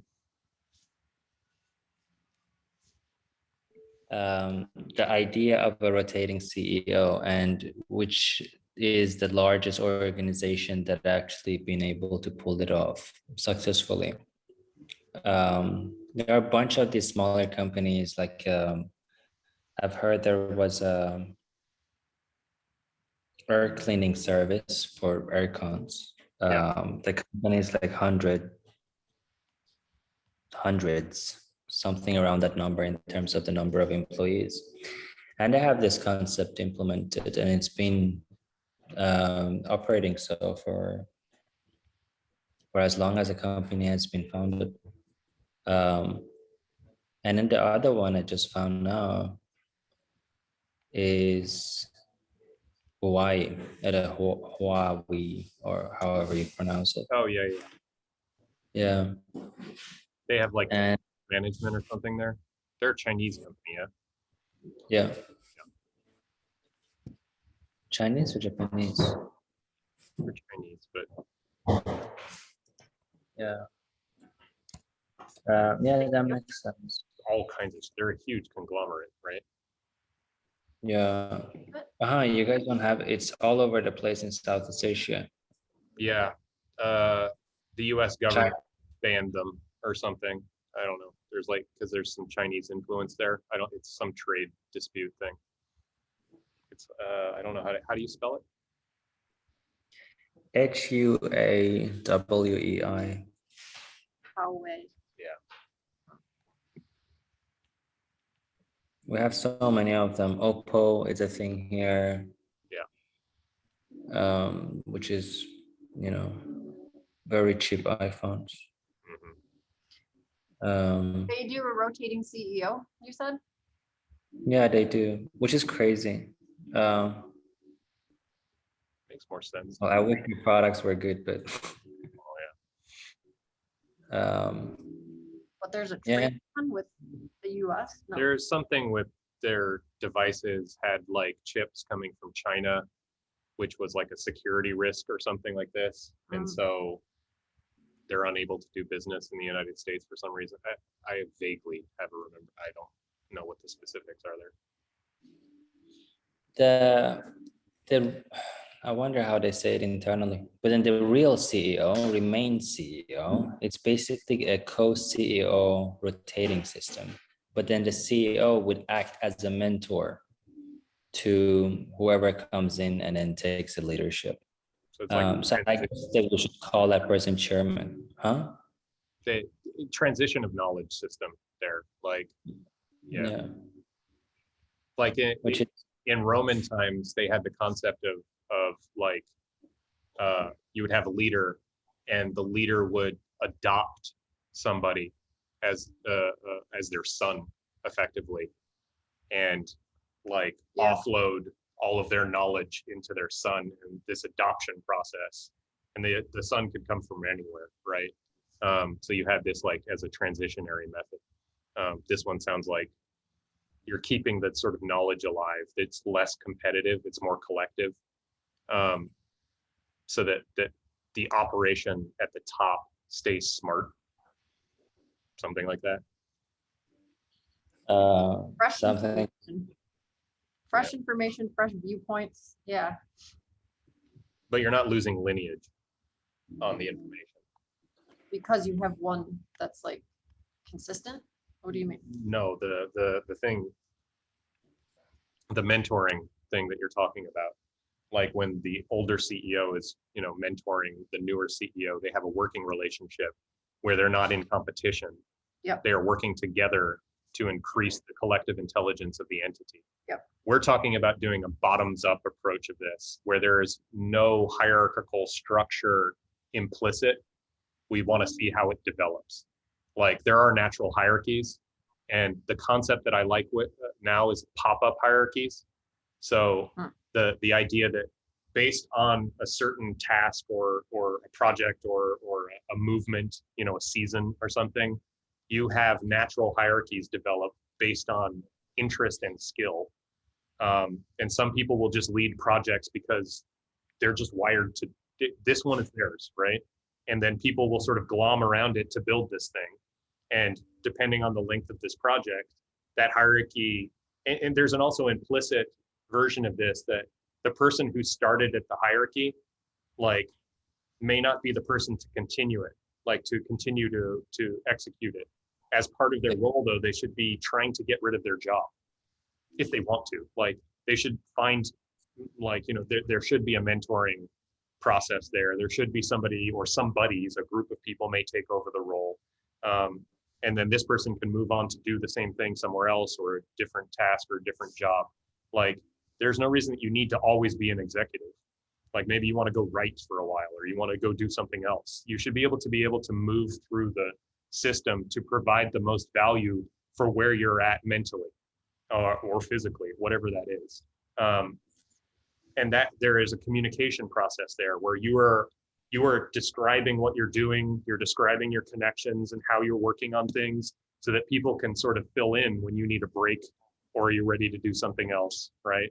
This is a healthier way to work, I think. Plus, if you have healthy people who are working on things that they care about, you can do so much more, like, because you're leveraged in that sense. What does that look like in terms of like CEO and COO? I think the concepts are completely different. Like there are different types of things to build there, but they're newer, I think. Yeah.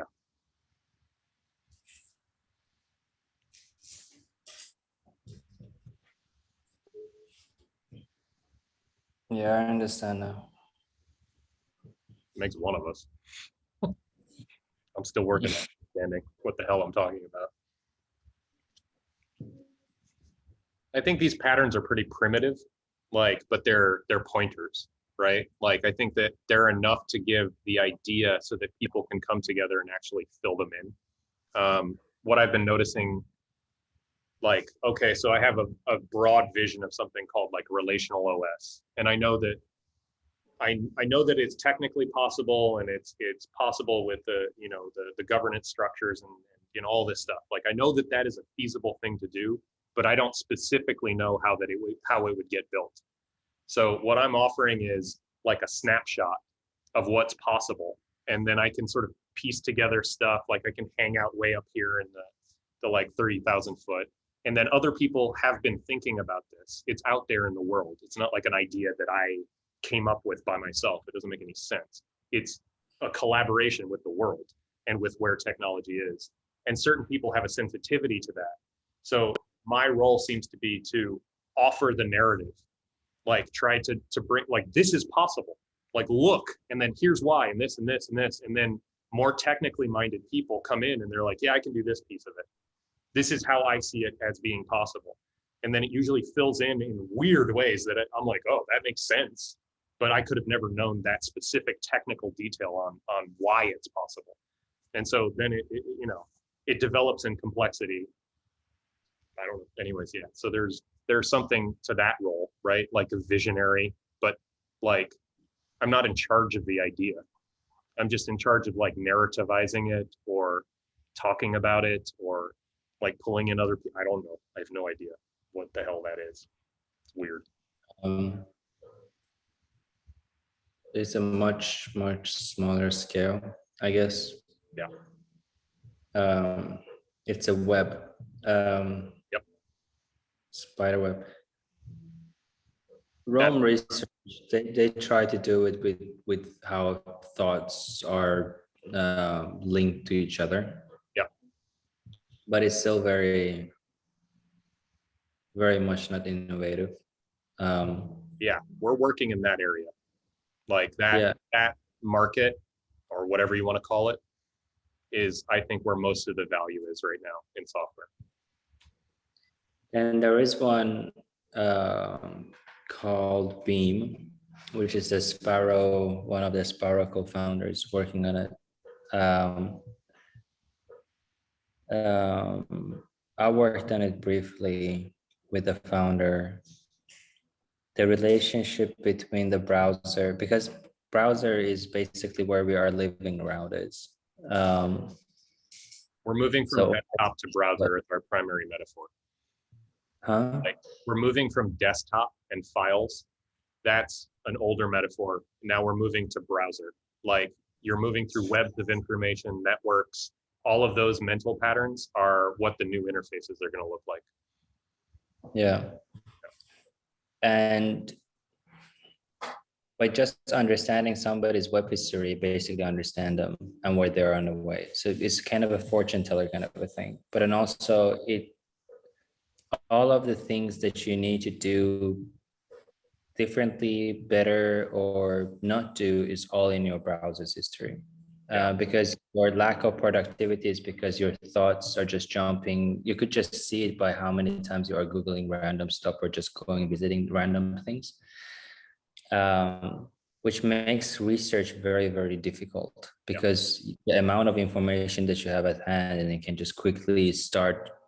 The whole meditation thing is now so very Zen-like browsing experience, but then it's connected to every little thing that you are doing, and then you are able to group your, let's say, timeline to go, all right, and then it's text format. It's not even a browser. It's been I don't think there's anything online.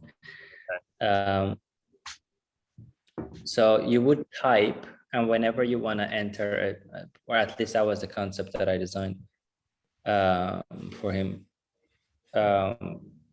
It's like a text editor you are making notes and you are searching the web at the same time. Yep. But then it doesn't have the concept of tabs because just, fuck that whole thing. You are able to just pull out the pieces of the content that you are finding from web that you find useful for the sake of your research or whatever it is. Yep. And then take those pieces, put it within the writing experience that you started from. And at the end, you would have, how when you are creating a mood board or creating a board of research, you're just pulling data from different places, but then it's all still disorganized because it doesn't show how you went about to find all of those things. There, everything is very much connected. So you can actually see your thought process because now, because of the browsers, we are doing it all the time. We are visualizing it, or we are actually leaving a trace of our thoughts now. Because it basically, every time we want to think about something, we pick up our phone and then we go into the internet. That thing is the closest thing that I've seen somebody trying to do something like that. Then recently I found a person when they do a personal search engine. So this person connected all of the tools that he's using. So that's Twitter, email, contacts, whatever you would name it. What's whatever. He just described what John wanted to build with the mapping and stigmergy. What's the person who you're talking about? What's it called? The search engine. Yeah, Linus, that kid. Yeah, the personal search engine. Who did I send it to? I can find it from there. I sent it to Dom actually. The Beam guy. Let me find my phone. I should have a fucking tag on my phone. A what? Tag. The Apple thing. Yeah. Go in here.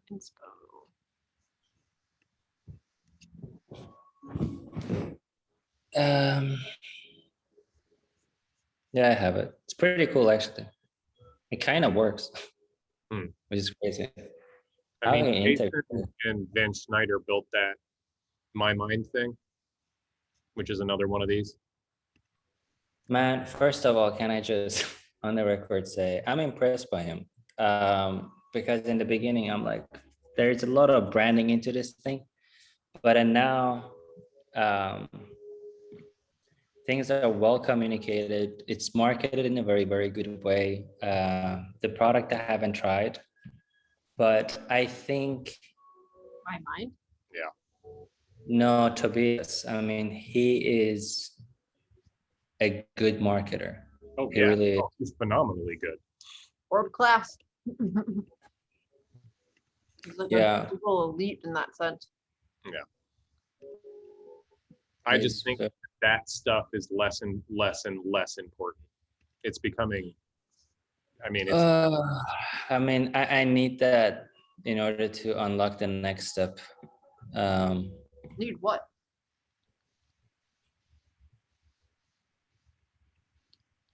Making it easier for me to become vocal on things that I think I know enough about to talk about. Yeah.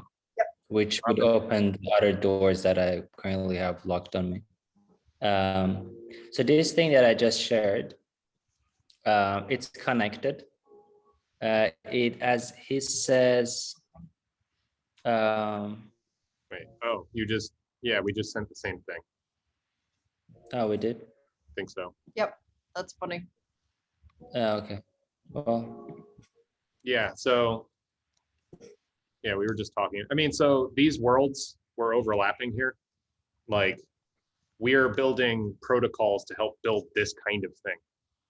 Like the relational OS, in my hope is that these types of apps can be built on this infrastructure in the open, so that you can just pull from, because all this stuff is open source. But yeah, anyways, I don't know.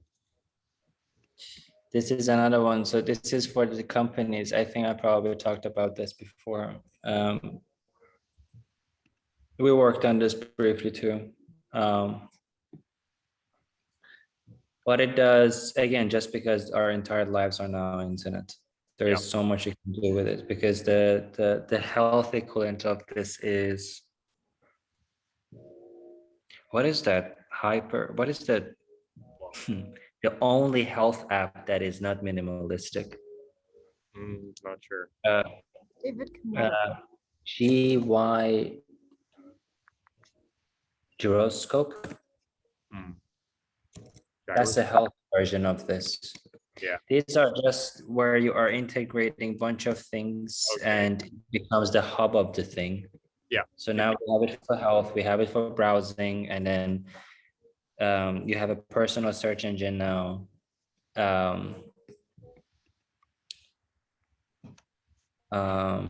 This is interesting because talk to each other though. It's all fucking siloed. Like it drives me insane. Like, why can't Gyroscope talk to this other thing and talk to this other thing? Like we're just building in silos over and over again. It's pointless to me. Because then you've fed all your data into this thing and it's all locked up. This is kind of where, like, ethically, I feel like building in the open so that people can, how do you make that sustainable so it doesn't collapse? And some VC, you can work with VC on that rather than like having them eat the whole fucking thing and then create a monopoly or whatever. Anyways, yeah, we're like, where's your interest in this stuff popping up? Like, as clients, or as you find it, you're just running into it? Like, how are you coming across these things? The whole Inan came from here. The whole what? The Rising Enterprises thing, which is now I'm calling it Inan. I think one of the good things of owning an agency is just because whenever something becomes hot, you'll hear about it. So we get a bunch of project requests from it. So all of these projects, they reached out to us to do the first concept. Okay. And now, we did some stuff for the Beam, the browser thing, which is very unique. Cozy is a very, very unique way of creating something like this for big organizations. And now we are going to do something like this for health. As their founders call it, Strava for health. But there is a whole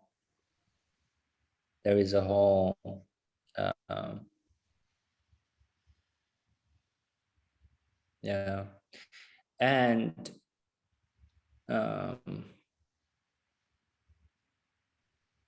yeah, I just like to create products that operate in those spaces where you are kind of finding the overlap between different interests from different markets or groups, customers, whatever that may be, and then creating a solution where they come and meet.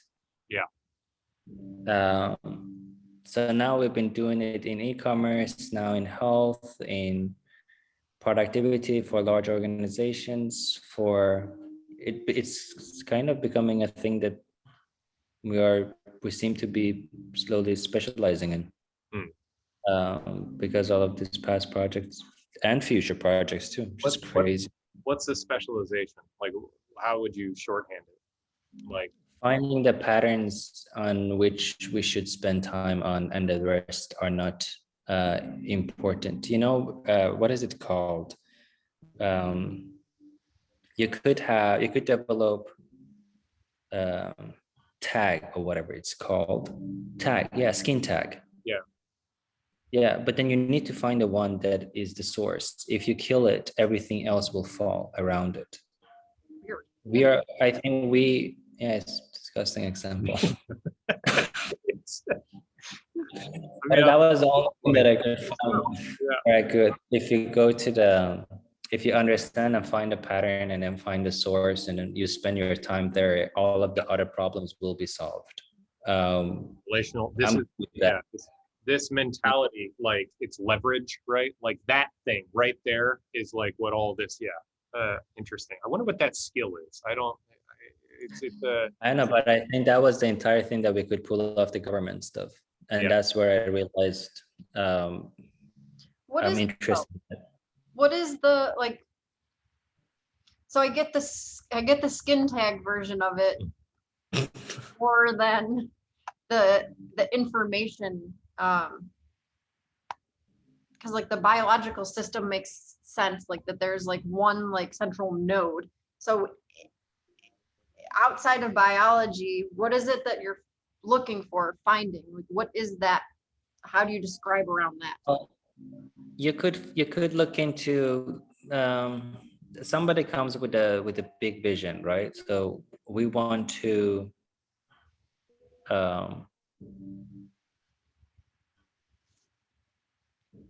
make it easier for people to travel around in the future. Okay. What's stopping them is all of the misalignments between the processes between the countries. Some are bendable, the other are not. Some are flexible, others are not.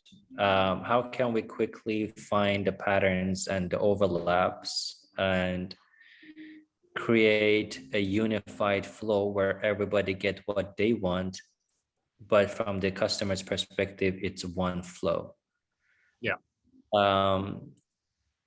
I guess just finding where all of these patterns align and where they don't align, and how can you fake that experience into one.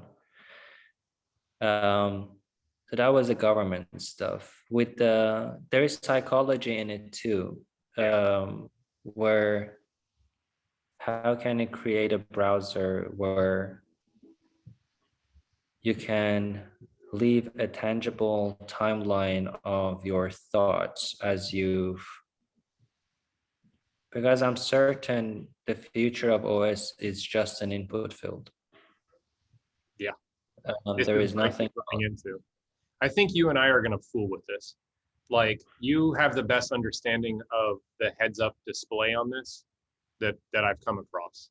Like, yeah, and you've been playing with these patterns. I haven't been active in any of it. So yeah, that'll be fun to play with. Because what we're doing is we're building up from the ground like an information environment that needs browsing, needs navigation. There's a new navigation pattern here that is more like a browser, but with new stuff, because you're navigating nodes in a graph. So like there are certain types of things that like when you just start anywhere, all of it's query based, right? Like you have a bunch of interconnected information that you understand how it's all related. And then you ask the computer, like through a text input, through some method of input, which is like, show me all information that Kristen made through some date range, and then show me stuff that is related but over here, you know, like these weird queries. And then that's a view. And like you can stick all kinds of like windows around this view to move the information around. And then there's another sort of navigational concept that like, show me nodes that are near this, like nodes of information that are, and then if you have a small network of people who are like writing up all of their information, and you have a system that can like, that is recording this, right? And has contextual information. So like at time code X, Farzad talked about browser as interface, and you can just search like browser as interface and it pulls up that fucking like part of it, and then somebody can add annotations to that. So you get this deeper web of understanding of your informational landscape. To do all of the hard projects in the world, the things that we need to do to coordinate the world, we need this fucking thing or things like this. And all of that should be able to talk to everything else. There's no reason that we shouldn't be doing that. But we need navigational patterns and like new metaphors to be able to work with this quantity and quality of information. Like, yeah, I think that this is, well, for me, it's the most important like user interface project that we can do as people. So, you know, small stake. Yeah. There are two things that need to break with that whole way we are approaching interfaces. One, Windows. Two,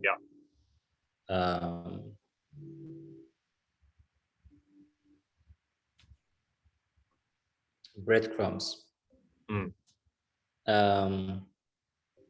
both of them is a huge walls that kind of gives you the blind spots where you cannot actually go and create something new. Breadcrumbs is very, very, because there is multiple way to get to the same entry. So that needs to break. Yeah. Yeah. Like you move over here, you move over here, and what's relevant in relationship matters. Yeah. Like this is more relevant, so I'm moving in that direction. And you need to know where you came from and what's around you, right? It's this it's like a multi-dimensional navigational model. And we have 2D to start, but it will definitely move into like 3 dimensions at some point, I think. But this is where I think, do you have like a picture of the like interface stuff here? Like on this kind of thing, like I mean, we worked on it. Okay. So all of the concepts that we've done so far in this type of products, there is a UI and UX on it. Yeah.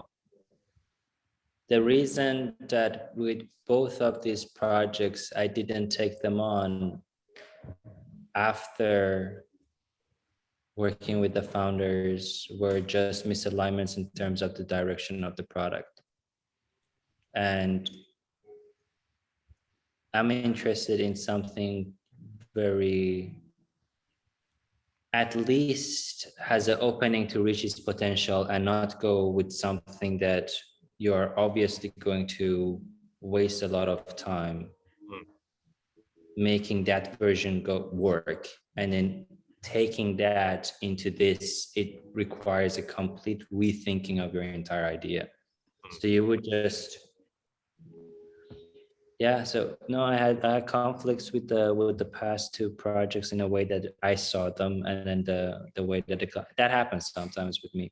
I don't take on a project just for the sake of taking projects. If I don't agree on the direction of the product, we just don't work. It's very easy to become a yes, and then as most agencies are, like, yeah, for sure. I mean, this can work. Or we try to find a in between place with some projects where we go, all right, you get what you want, what you think is right, but have this on your side, right? So you can always revert to this type of design. But then sometimes you get into conversations with someone that has a very clear picture of how this should be visualized. Then they're already in a box. Then there's not enough room to explore. And whenever you hit some core things that are like, no, but I've always thought about it like this, then you can't really imagine new ways of the same. In most cases, whenever you're talking about design or trying kind of explaining the direction and potential of a design, you are talking about the same thing, but then your mind doesn't travel to the same thing with the, from the same path. Yeah. Interesting. Yeah. I mean, it's this one has been like the interfaces that you're playing with are the natural direction that I can feel this project, like the stuff that we're working on, going. And I've been hesitant to put down anything. Like I want to do this in a group, to have it naturally emerge so that we all know what we're building, so that we don't run into that conflict where we have differing visions, or the differing visions can be outputted pretty easily so that we can talk about what the differences do to the environment that we're building, which is a lot slower. It takes a lot longer, but we're coordinated on what we're moving towards so that we don't have to, haggle as much. Like it's proposal based. Like this is a browsing model that makes sense. Can we build on this scaffolding, right? Okay. And so I tend to cut myself off from seeing too far into the future, because I know that I'm going to have too much information to make decisions, which is good. It's less anxiety provoking to do this. It's interesting. Like they're just separate models. Yeah. I think the coolest thing that we got with one of them it's different. It depends on the approach, but the coolest thing about one of them was we realized there are no steps, there are layers to zoom in and zoom out from. Yeah. That made things a lot easier. Because it just gives you the same navigation system as we have in our mind. Okay. High level, then you're like, oh, that's interesting. Let's go deep into it. And then you just zoom in, and as you zoom in, more things kind of reveal as you go into it. But with steps, or how the web is currently built, is that, you know, you go here and then you go here, you get 3 options, then you go there. It's just very difficult without going to every single one of them to understand what's in them. Yeah. The zoom in and out enables you to kind of very quickly jump between the layers of detail. The second thing was, that was one. The other one was completely, this is the starting point and this is the end. It's very much like life, right? There is it's limited. And it's much more tangible because it traces back to the past, right? So you could actually go, all right, from here, I went to that place and that place had these things, and then that's kind of overlapping with the other thing, but then they are connected backwards. But then the other thing is more, that's basically the two navigational concepts on that. I mean, we're probably going to do like some brainstorms and talking about this stuff if you want to come play with it, because like all the engineers that we're working with are thinking about this stuff from the data perspective, and like trying to figure out a cohesive like interface for this. I don't know when we're going to get there, but I mean, it's fun. I've been like, John has a bunch of these things, and like, you know, he loves dreaming up what the things could do, and then how it all ties together into a system, I have no idea yet. Part of it is that we're going to do like our best guess on probably a sort of product, and then we're going to open up all these patterns and let people build with them as much as they want, so that you have different, it's like early Twitter where there was all those different Twitter clients, because I think that's the best way to get to the best or the most useful patterns within an information environment like this. Because we need to invent a bunch of new stuff, and everybody should be able to iterate on them. Nobody should own these fucking patterns. They're ours, like as people. But yeah, I think because of the limitation of engineering, or is it wrong to say engineering minds? Because they can't see what's possible, they don't see what's not possible. Designers do. We can actually see things that are actually yet not possible to build, but our imagination goes way beyond it, which makes exploration for concepts a lot more wild and exciting. And then you kind of trim it down to reality. Yeah, like where we're at is, I mean, this is part of what I've had to learn to sort of be patient with, is like not concepting too early. Like just let the thing build itself out, get the structure in place, like from an engineering standpoint. And the engineers that we're working with have like a really high design sensibility. They interact with design really well, so that like then you're democratizing the design process to some degree, to let, like, I'm hoping that, building the thing in this way will provide, like, when it's ready to go, the interface will just emerge, because we all know where everything goes, and then you just need a piece right there, and you build the piece that makes sense for the information environment that we have. And also the idea that we can build these things really quickly and tear them down really quickly. Like iteration with real interfaces should be quick. because we're not going to get it right the first time out. Like, we should be able to concept with real data, like, pretty rapidly. And then when we have fundamental componentry, like, you know, you have a browser thing, whatever that is, it's modular. You can build in modules. I don't know. So it's a style of building so that we can find these patterns more easily and use them.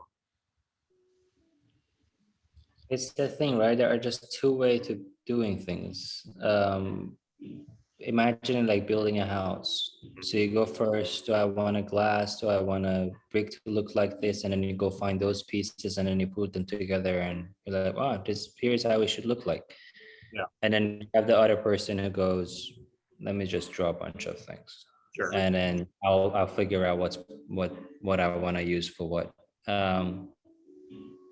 One is very realistic, the other one is very much not so. But then there is in between here. Happy middle ground, yeah. That's the Yeah. dialectical thing. Yeah, we're trying to do this across more people. Like, a bunch of people have different views of this thing. And if you can see them all at once, there is like a hyperscot, like, you know, and people aren't like, there's no turn. Like, I need my idea in there. It's proposal based. Like, if the best proposal is going to win, you know, it's just not win, but like be built. Like, building it is the version of reality becoming real, you know? And if there's not consensus enough to build it, it doesn't want to be built. I don't know. There is that, but then imagine having 3-4 designers. Yeah. People that just for fun imagine stuff together, and then you say the same thing, because I really believe, as much as anyway, I have a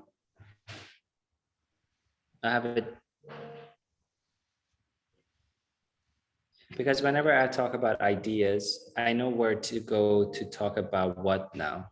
I used to make a mistake to just go around and talk about everything with everybody. Yeah. That's such a waste of time. Both ways. I mean, both of our times. But then, you know, when it comes to, whenever I talk about ideas, potential of things, and there are really two different minds, like engineering mind and then designer mind. Engineering goes into details way too fast. Like, here is how it could be possible. I'm like, whoa, wait. Stay at a high level for a while, at least a couple of weeks. But then that's their tools of thoughts. But then for designers, it's more of a, you know, what if? Yeah. It's a completely different mindset. So talking to them about new ideas is very, very fun. Talking with engineers about ideas, we need to hold a realistic ground a lot. Or they can get overwhelmed. Or I mean, that's been my experience too. The engineers we're working with, like, I mean, it's seeming like the ethos that we have is we can move between them pretty easily. And then we're feeling around. And part of this is like doing a piece of work or whatever, and then like sending it out. Like, I propose something, and it's like, it's too many steps ahead for where we're at in the process. Like, okay, that's a piece of data, right? And then we're able to, outside of our like specific like implementation stuff, like very easily talk about what's possible. Like, we brainstorm about like, oh, we could build this, we can do that, and we can have this. And then like there's a sort of natural discipline, because we need to move it forward. We just scope it down to something that can move us forward in information, because we run into natural limits on how to move the thing forward. So like, then we design a game basically to figure out what it is, like to figure out how to know what we need to know next to move the thing forward. And then that gives us more information so that we can dream something that is more like probable, right? So it's like pragmatic dreaming. And then the dream gets built in reality because everybody is dreaming the thing together. Yeah, I mean, but there are people for whom the dreaming is a lot easier, like me. I can come up with all kinds of crazy shit. My version of this is like how to get it to a place where it is more probable to be built, more plausible. Like that's the meta skill of like doing design fiction, I guess. Like, is it a possibility? It's not client work too, I think. So No. you get a lot of flexibility with what you're doing on what timeline. So it frees up, I think it frees up engineers too, to not be like, well, we have to get this done. Yeah. There's like, I don't know. We've spent, the people we're working with haven't really been doing client work though. So maybe that's why it's easier. But Dave had to unlearn a lot of this sort of like, So much. Get it out the door, need to pick up the pace, like that kind of thing. There's like a, I don't know, you're going at the speed of the concept, the idea, because there's like this imprint of the pattern in the world, and we're all tapping into it in our own way. Like you were saying, everyone's got a different perspective. Engineers bring something different. I bring something different because I'm a designer in a different way. So there's all these, like Dave's designer, tech design, like, so there's all, we're all kind of feeling it out. And like one of the things yesterday that Sharuz mentioned at the end was he liked that everyone could voice questions or just understanding of what was happening during this like period of co-working. There's just this openness to feeling like, it feels like you're feeling out something together, and everyone's trying to use their own language to explain what it is that we all understand. Because if we can all get on the same page, then we're like, okay, let's just build it. We figured it out. Boom. Yeah, everybody just knows what to do. It's very weird. Makes sense. I mean, it's like with kids playing a game. They're like, oh, let's do this, or let's do that, whatever. And then all of a sudden they're just doing it. Like, because there's no reason not to. It's the most fun thing to do in that moment. But yeah.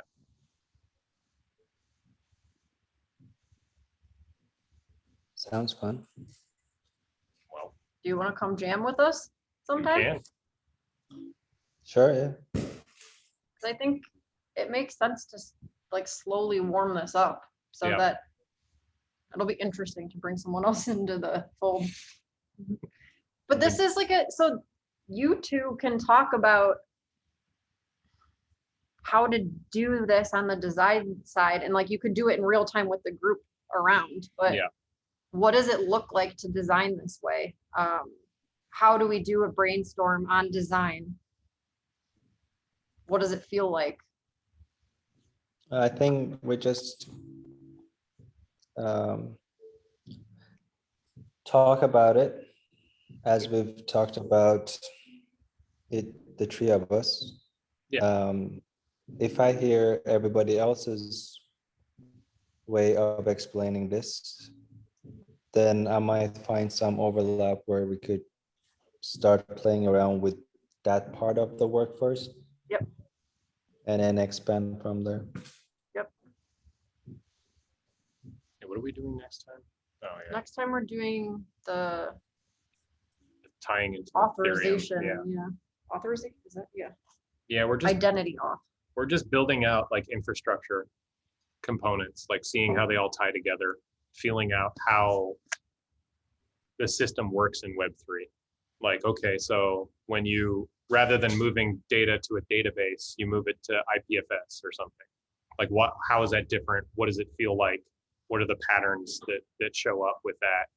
They're all subtly different, and you get all kinds of shit for free. Like it used to be that you would need like a year to build one of these things, and now you're just like 2 lines of code and then a button and it all fucking works. It's crazy. So yeah, anyways, we're like going through the motions, like we're doing all the novice work so that we know from the ground up how it all works. So it's cool. Yeah, I can just sit and listen for a while. Yeah.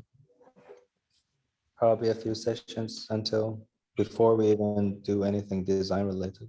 I think we're a ways off from that anyway, so it's a good time. Yeah, that'll be good too, because it'll be nice to work with you on this, because I'm like having panic attacks about being the only designer on this fucking thing. I know that. Yeah. And which is silly, because obviously people could come in or whatever, but yeah, it'd be nice because we speak the same language on this. Plus you've done a fair amount of work on this stuff already. So it'd be interesting to see how you've been thinking about it and all that. So yeah, I mean, we can invite you to the next, I don't know what time it's at though, like for you. Yeah, it's at Like 3 p.m. So it would be 5 a.m. Yeah, so. or 5 p.m. No, Can't 5 be. a.m. My evenings, you guys are not up. Hmm. So a bit later. Is the tree? This starts to happen now. Where is everybody based? Time zone wise? Oh, Same as. yeah, Pacific and Central right now. yeah. One guy's in Mexico City. Well, he's going to be, I don't know where the hell he's going to be. And then everybody else is in California. And then we're going to be wherever the hell we're going to be. I don't know yet. Yeah. Is that a 2 weeks thing? Like a 2 weeks Vegas now? Just we're here for a week. So we were trying to figure out like where our residency stuff is going to be for taxes. And We still haven't figured it out. no. So now we're going to South Dakota because it's the easiest place to get residency.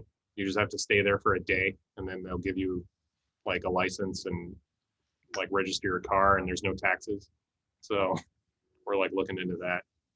But we have to go drive to South Dakota, which is like Then we have to figure 4 out days away, 3 days away. how to get car insurance, which you need a garage, like garageable address, which we won't have. So there's like a bunch of little things you have to figure out. It's like our version of being stateless. Yeah, it's a lot of fun. Yeah, it's stupid. I can't imagine like literally being stateless because we at least, but I mean, the world is moving in this direction. So we're just feeling out all the problems, I guess. So stupid. Like, I cannot apply for a fucking visa right now because I don't have a permanent address anywhere. Yeah. That's an issue now. And like, that's where I'm stuck currently with applying to the tourist visa to go see my nephew. Nephew or niece? Nephew, right? Nephew. Yeah. In Sweden or? Yeah.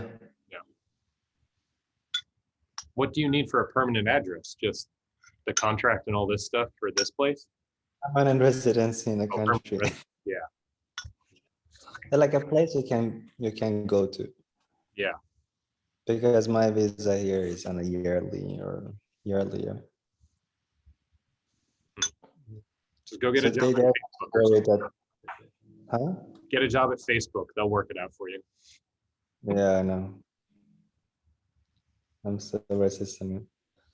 No, I think this can be solved somehow. Eventually. Yeah. I mean, building in this ecosystem, something in this ecosystem is going to start moving that shit in the direction that makes sense. Like, I just don't know how long it takes. I thought this would be the end of it when I worked with the governments on the visa stuff. Yeah. But then I realized I got the back behind the scene kind of looking like this is going to be for a decade at least. Half of the stuff that we've done is now shipped to, I think, 30 something countries. And there are still a couple of years left for the rest to catch up to parts of it.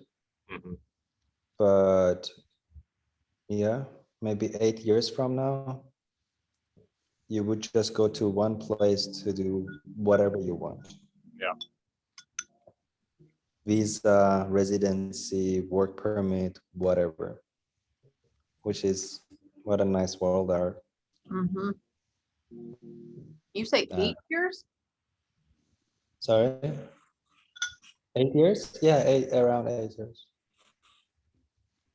It's not that far off because it's jumping now because we are in such a good place because of COVID too. Yeah, that stuff got it. Yeah, I don't know. You start getting smarter people in government If there's some way that it happens, like you can start moving this stuff faster. So it's possible, like change that and you start changing shit for real. How do you make working for the government better? I think it's doing these small scale projects and then like coming up with ways of organizing yourselves towards tasks that are important. And then those models will be naturally, they'll just these highly coordinated groups of people. That's what government looks like. So like the crypto stuff is labs for government. And some of those labs will grow into larger organizations and larger things. They'll just be able to get shit done. Yeah, but do you know the amount of risk people take every time they bring an outsider in to get help? Yeah. That should be solved first. As in, it shouldn't be that, because the person that brought us in, he was getting heat from all corners. Yeah. Just because we were outsider. And we were the only one ever come in and get direct contact to all of these to help us kind of solve this all together. Yeah. I mean, you're he got fired at the end. He did. I mean, he couldn't deal with the stress, so he's just like, I'm out. He was partner, by the way. Still is. What was the entity there? Like that you were working with? What was it? It's the VFS Global. The what? VFS Global. Okay. And that's the only provider for governments.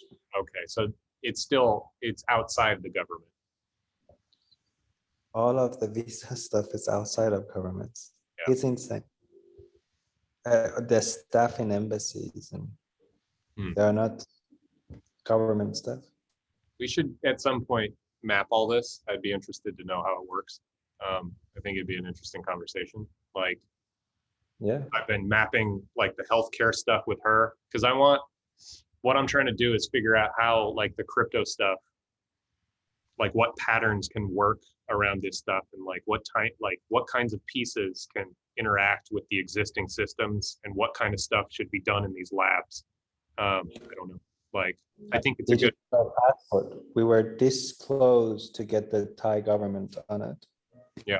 Until I started having conflicts financially with this enterprise, and then now we are gonna be back to the conversation soon. But yeah, that went on pause for I don't know 5 months now because of the conflict that they created, that we got the blame for. Well, that's how it is with governments, or right. They like to blame others. Well, it's easier than managing your shit. Right.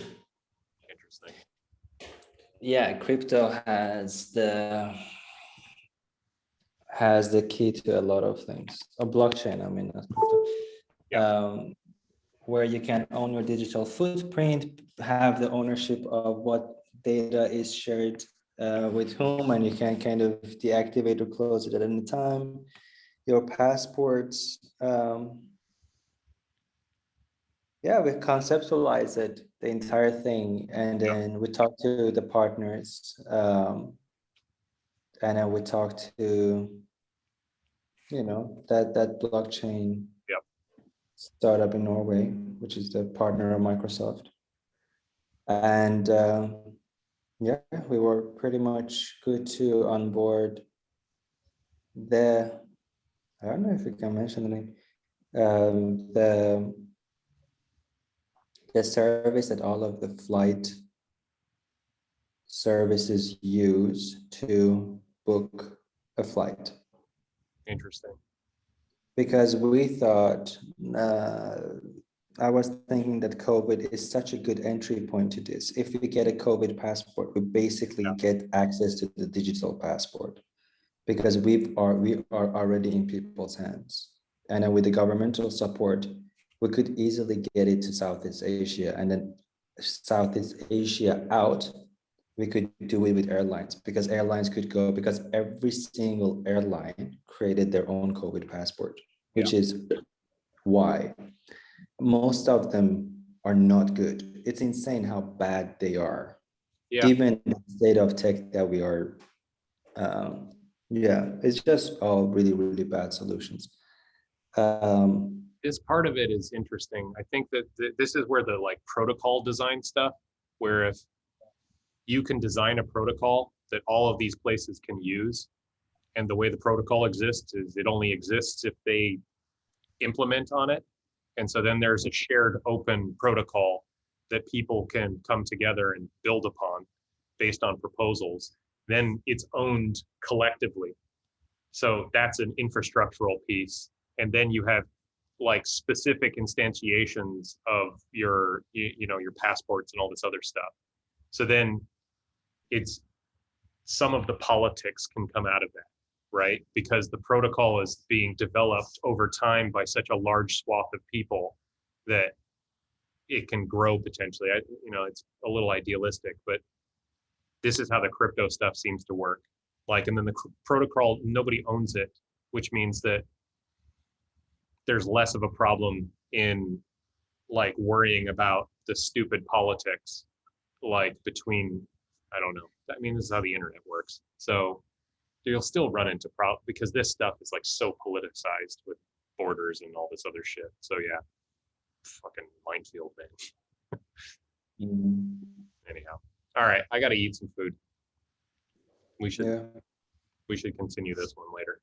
There's a lot to cover there. Cool. All right. Well, you can come hang out at a buzzard party. See how that goes. We'll try to figure out when to schedule these things so it's not in the middle of your night or whatever. Sounds good. Are you pretty flexible for time of day? It just depends on your schedule. With time, I would say this is probably the latest I can do. Yeah. With day, yes. Yes. Not Fridays, but everything else is fine. Not Saturday, but then everything else. So Saturday, no. And Friday, no. Friday, no. Okay. So Sunday you're open? Sure. What time would that be? Around this time? We don't usually do Sunday. So let's say Monday to Thursday. I'm just trying to get an idea for your availability. And then, but during the day, you don't care timing. Like, what's your earliest that you'll talk for a meeting? 8:30. Okay. And then you'll go all the way to starting at 11 p.m. Yes. Right? Because we start, yeah. Okay.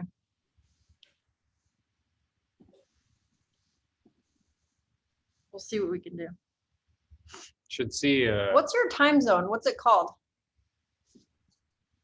Farzad, GMT. Farzad time zone.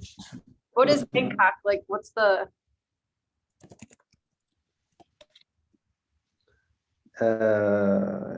GMT +7.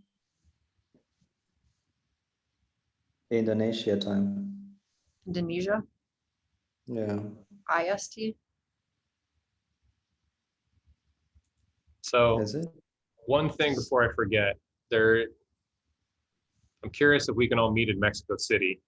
I don't know what your visa situation is. I don't know why. I've just been thinking about this, but John knows a person right now, he's dating her, who handles visas for a school, like a university. And a lot of the like talent that they have coming through the university is from Iran and like other places like this. And so this is her primary job. So she knows everything about this. So anyways, something interesting there. I don't know what that is, but there's a pattern in the world. But yeah, we're talking about like hanging out in Mexico City for like pulling together some event or some kind of thing around what we're doing to see if other people want to show up, like later in the fall or something. So something to think about. I don't know what your sitch is, but it'd be nice to hang out in the same time zone in the same place at some point here. Well, we're Yeah. gonna come to Thailand. That's Yeah, right. I was just going to say, Well- it's much better change for you guys, for the Yeah, whole group. probably. I want to say early 2022, maybe, okay. Sure. because we've got plans tentatively here in September. His sister's getting married in October, and then there's holiday stuff. I don't know, unless we dip out on the holidays. My mom has a conniption. She's like, I never see you and I don't know what you're doing. She's like, ever since you left your job, which was like a couple of years ago, she's like, you're so busy. I'm like, yeah, because you got to make things up on your own now. They don't happen. You don't just go show up somewhere. You got to like build the place to show up and then show up. It's like double duty. It's more fun though. Anyways, we're still going to go to Mexico City, whatever you say. Can you travel or you just don't want to? I mean, as soon as I'm able to travel or they let me to travel, I will go home first. Home. Yeah. I will go to Argentina.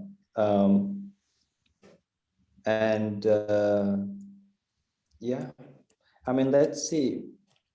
Hopefully by the end of this month, I should own my own companies. We are 70% there. So it should be done very soon. We're just waiting for the final approval from the government. By the way, whatever. But see how fucked up it is. They deported me. My ID still works, and that's the kind of the shortcut that we are taking to getting everything on my name again. Basically, using my ID number, which works for some reason, and I still have an address there. So just writing everything over to me with that name, and then they're gonna go, hey, you know, actually, after it's everything done by my written over to my name, is to replace that number with my passport number. Then I'm done. But it shouldn't be this way. Crazy, man. So yeah, think of all the energy you would have if you didn't have to do that. All right. Yeah. Okay, cool. Well, anything else? Mm-mm. See ya. Sleep well. All right, next time we do one of these, we'll do it at If you, your morning, our night. if your schedule is good Yeah. with it, yeah. Yeah, let's do it. I'm keen to see you guys tired. Or not tired, but like late at night. Different. Yeah. So, Jupiter. yeah. Maybe we're smarter. Maybe it's just better for everyone. Could be. Yeah. Maybe I'm dumber in the morning. We'll see. One way to find out. Yeah. Next. Bye.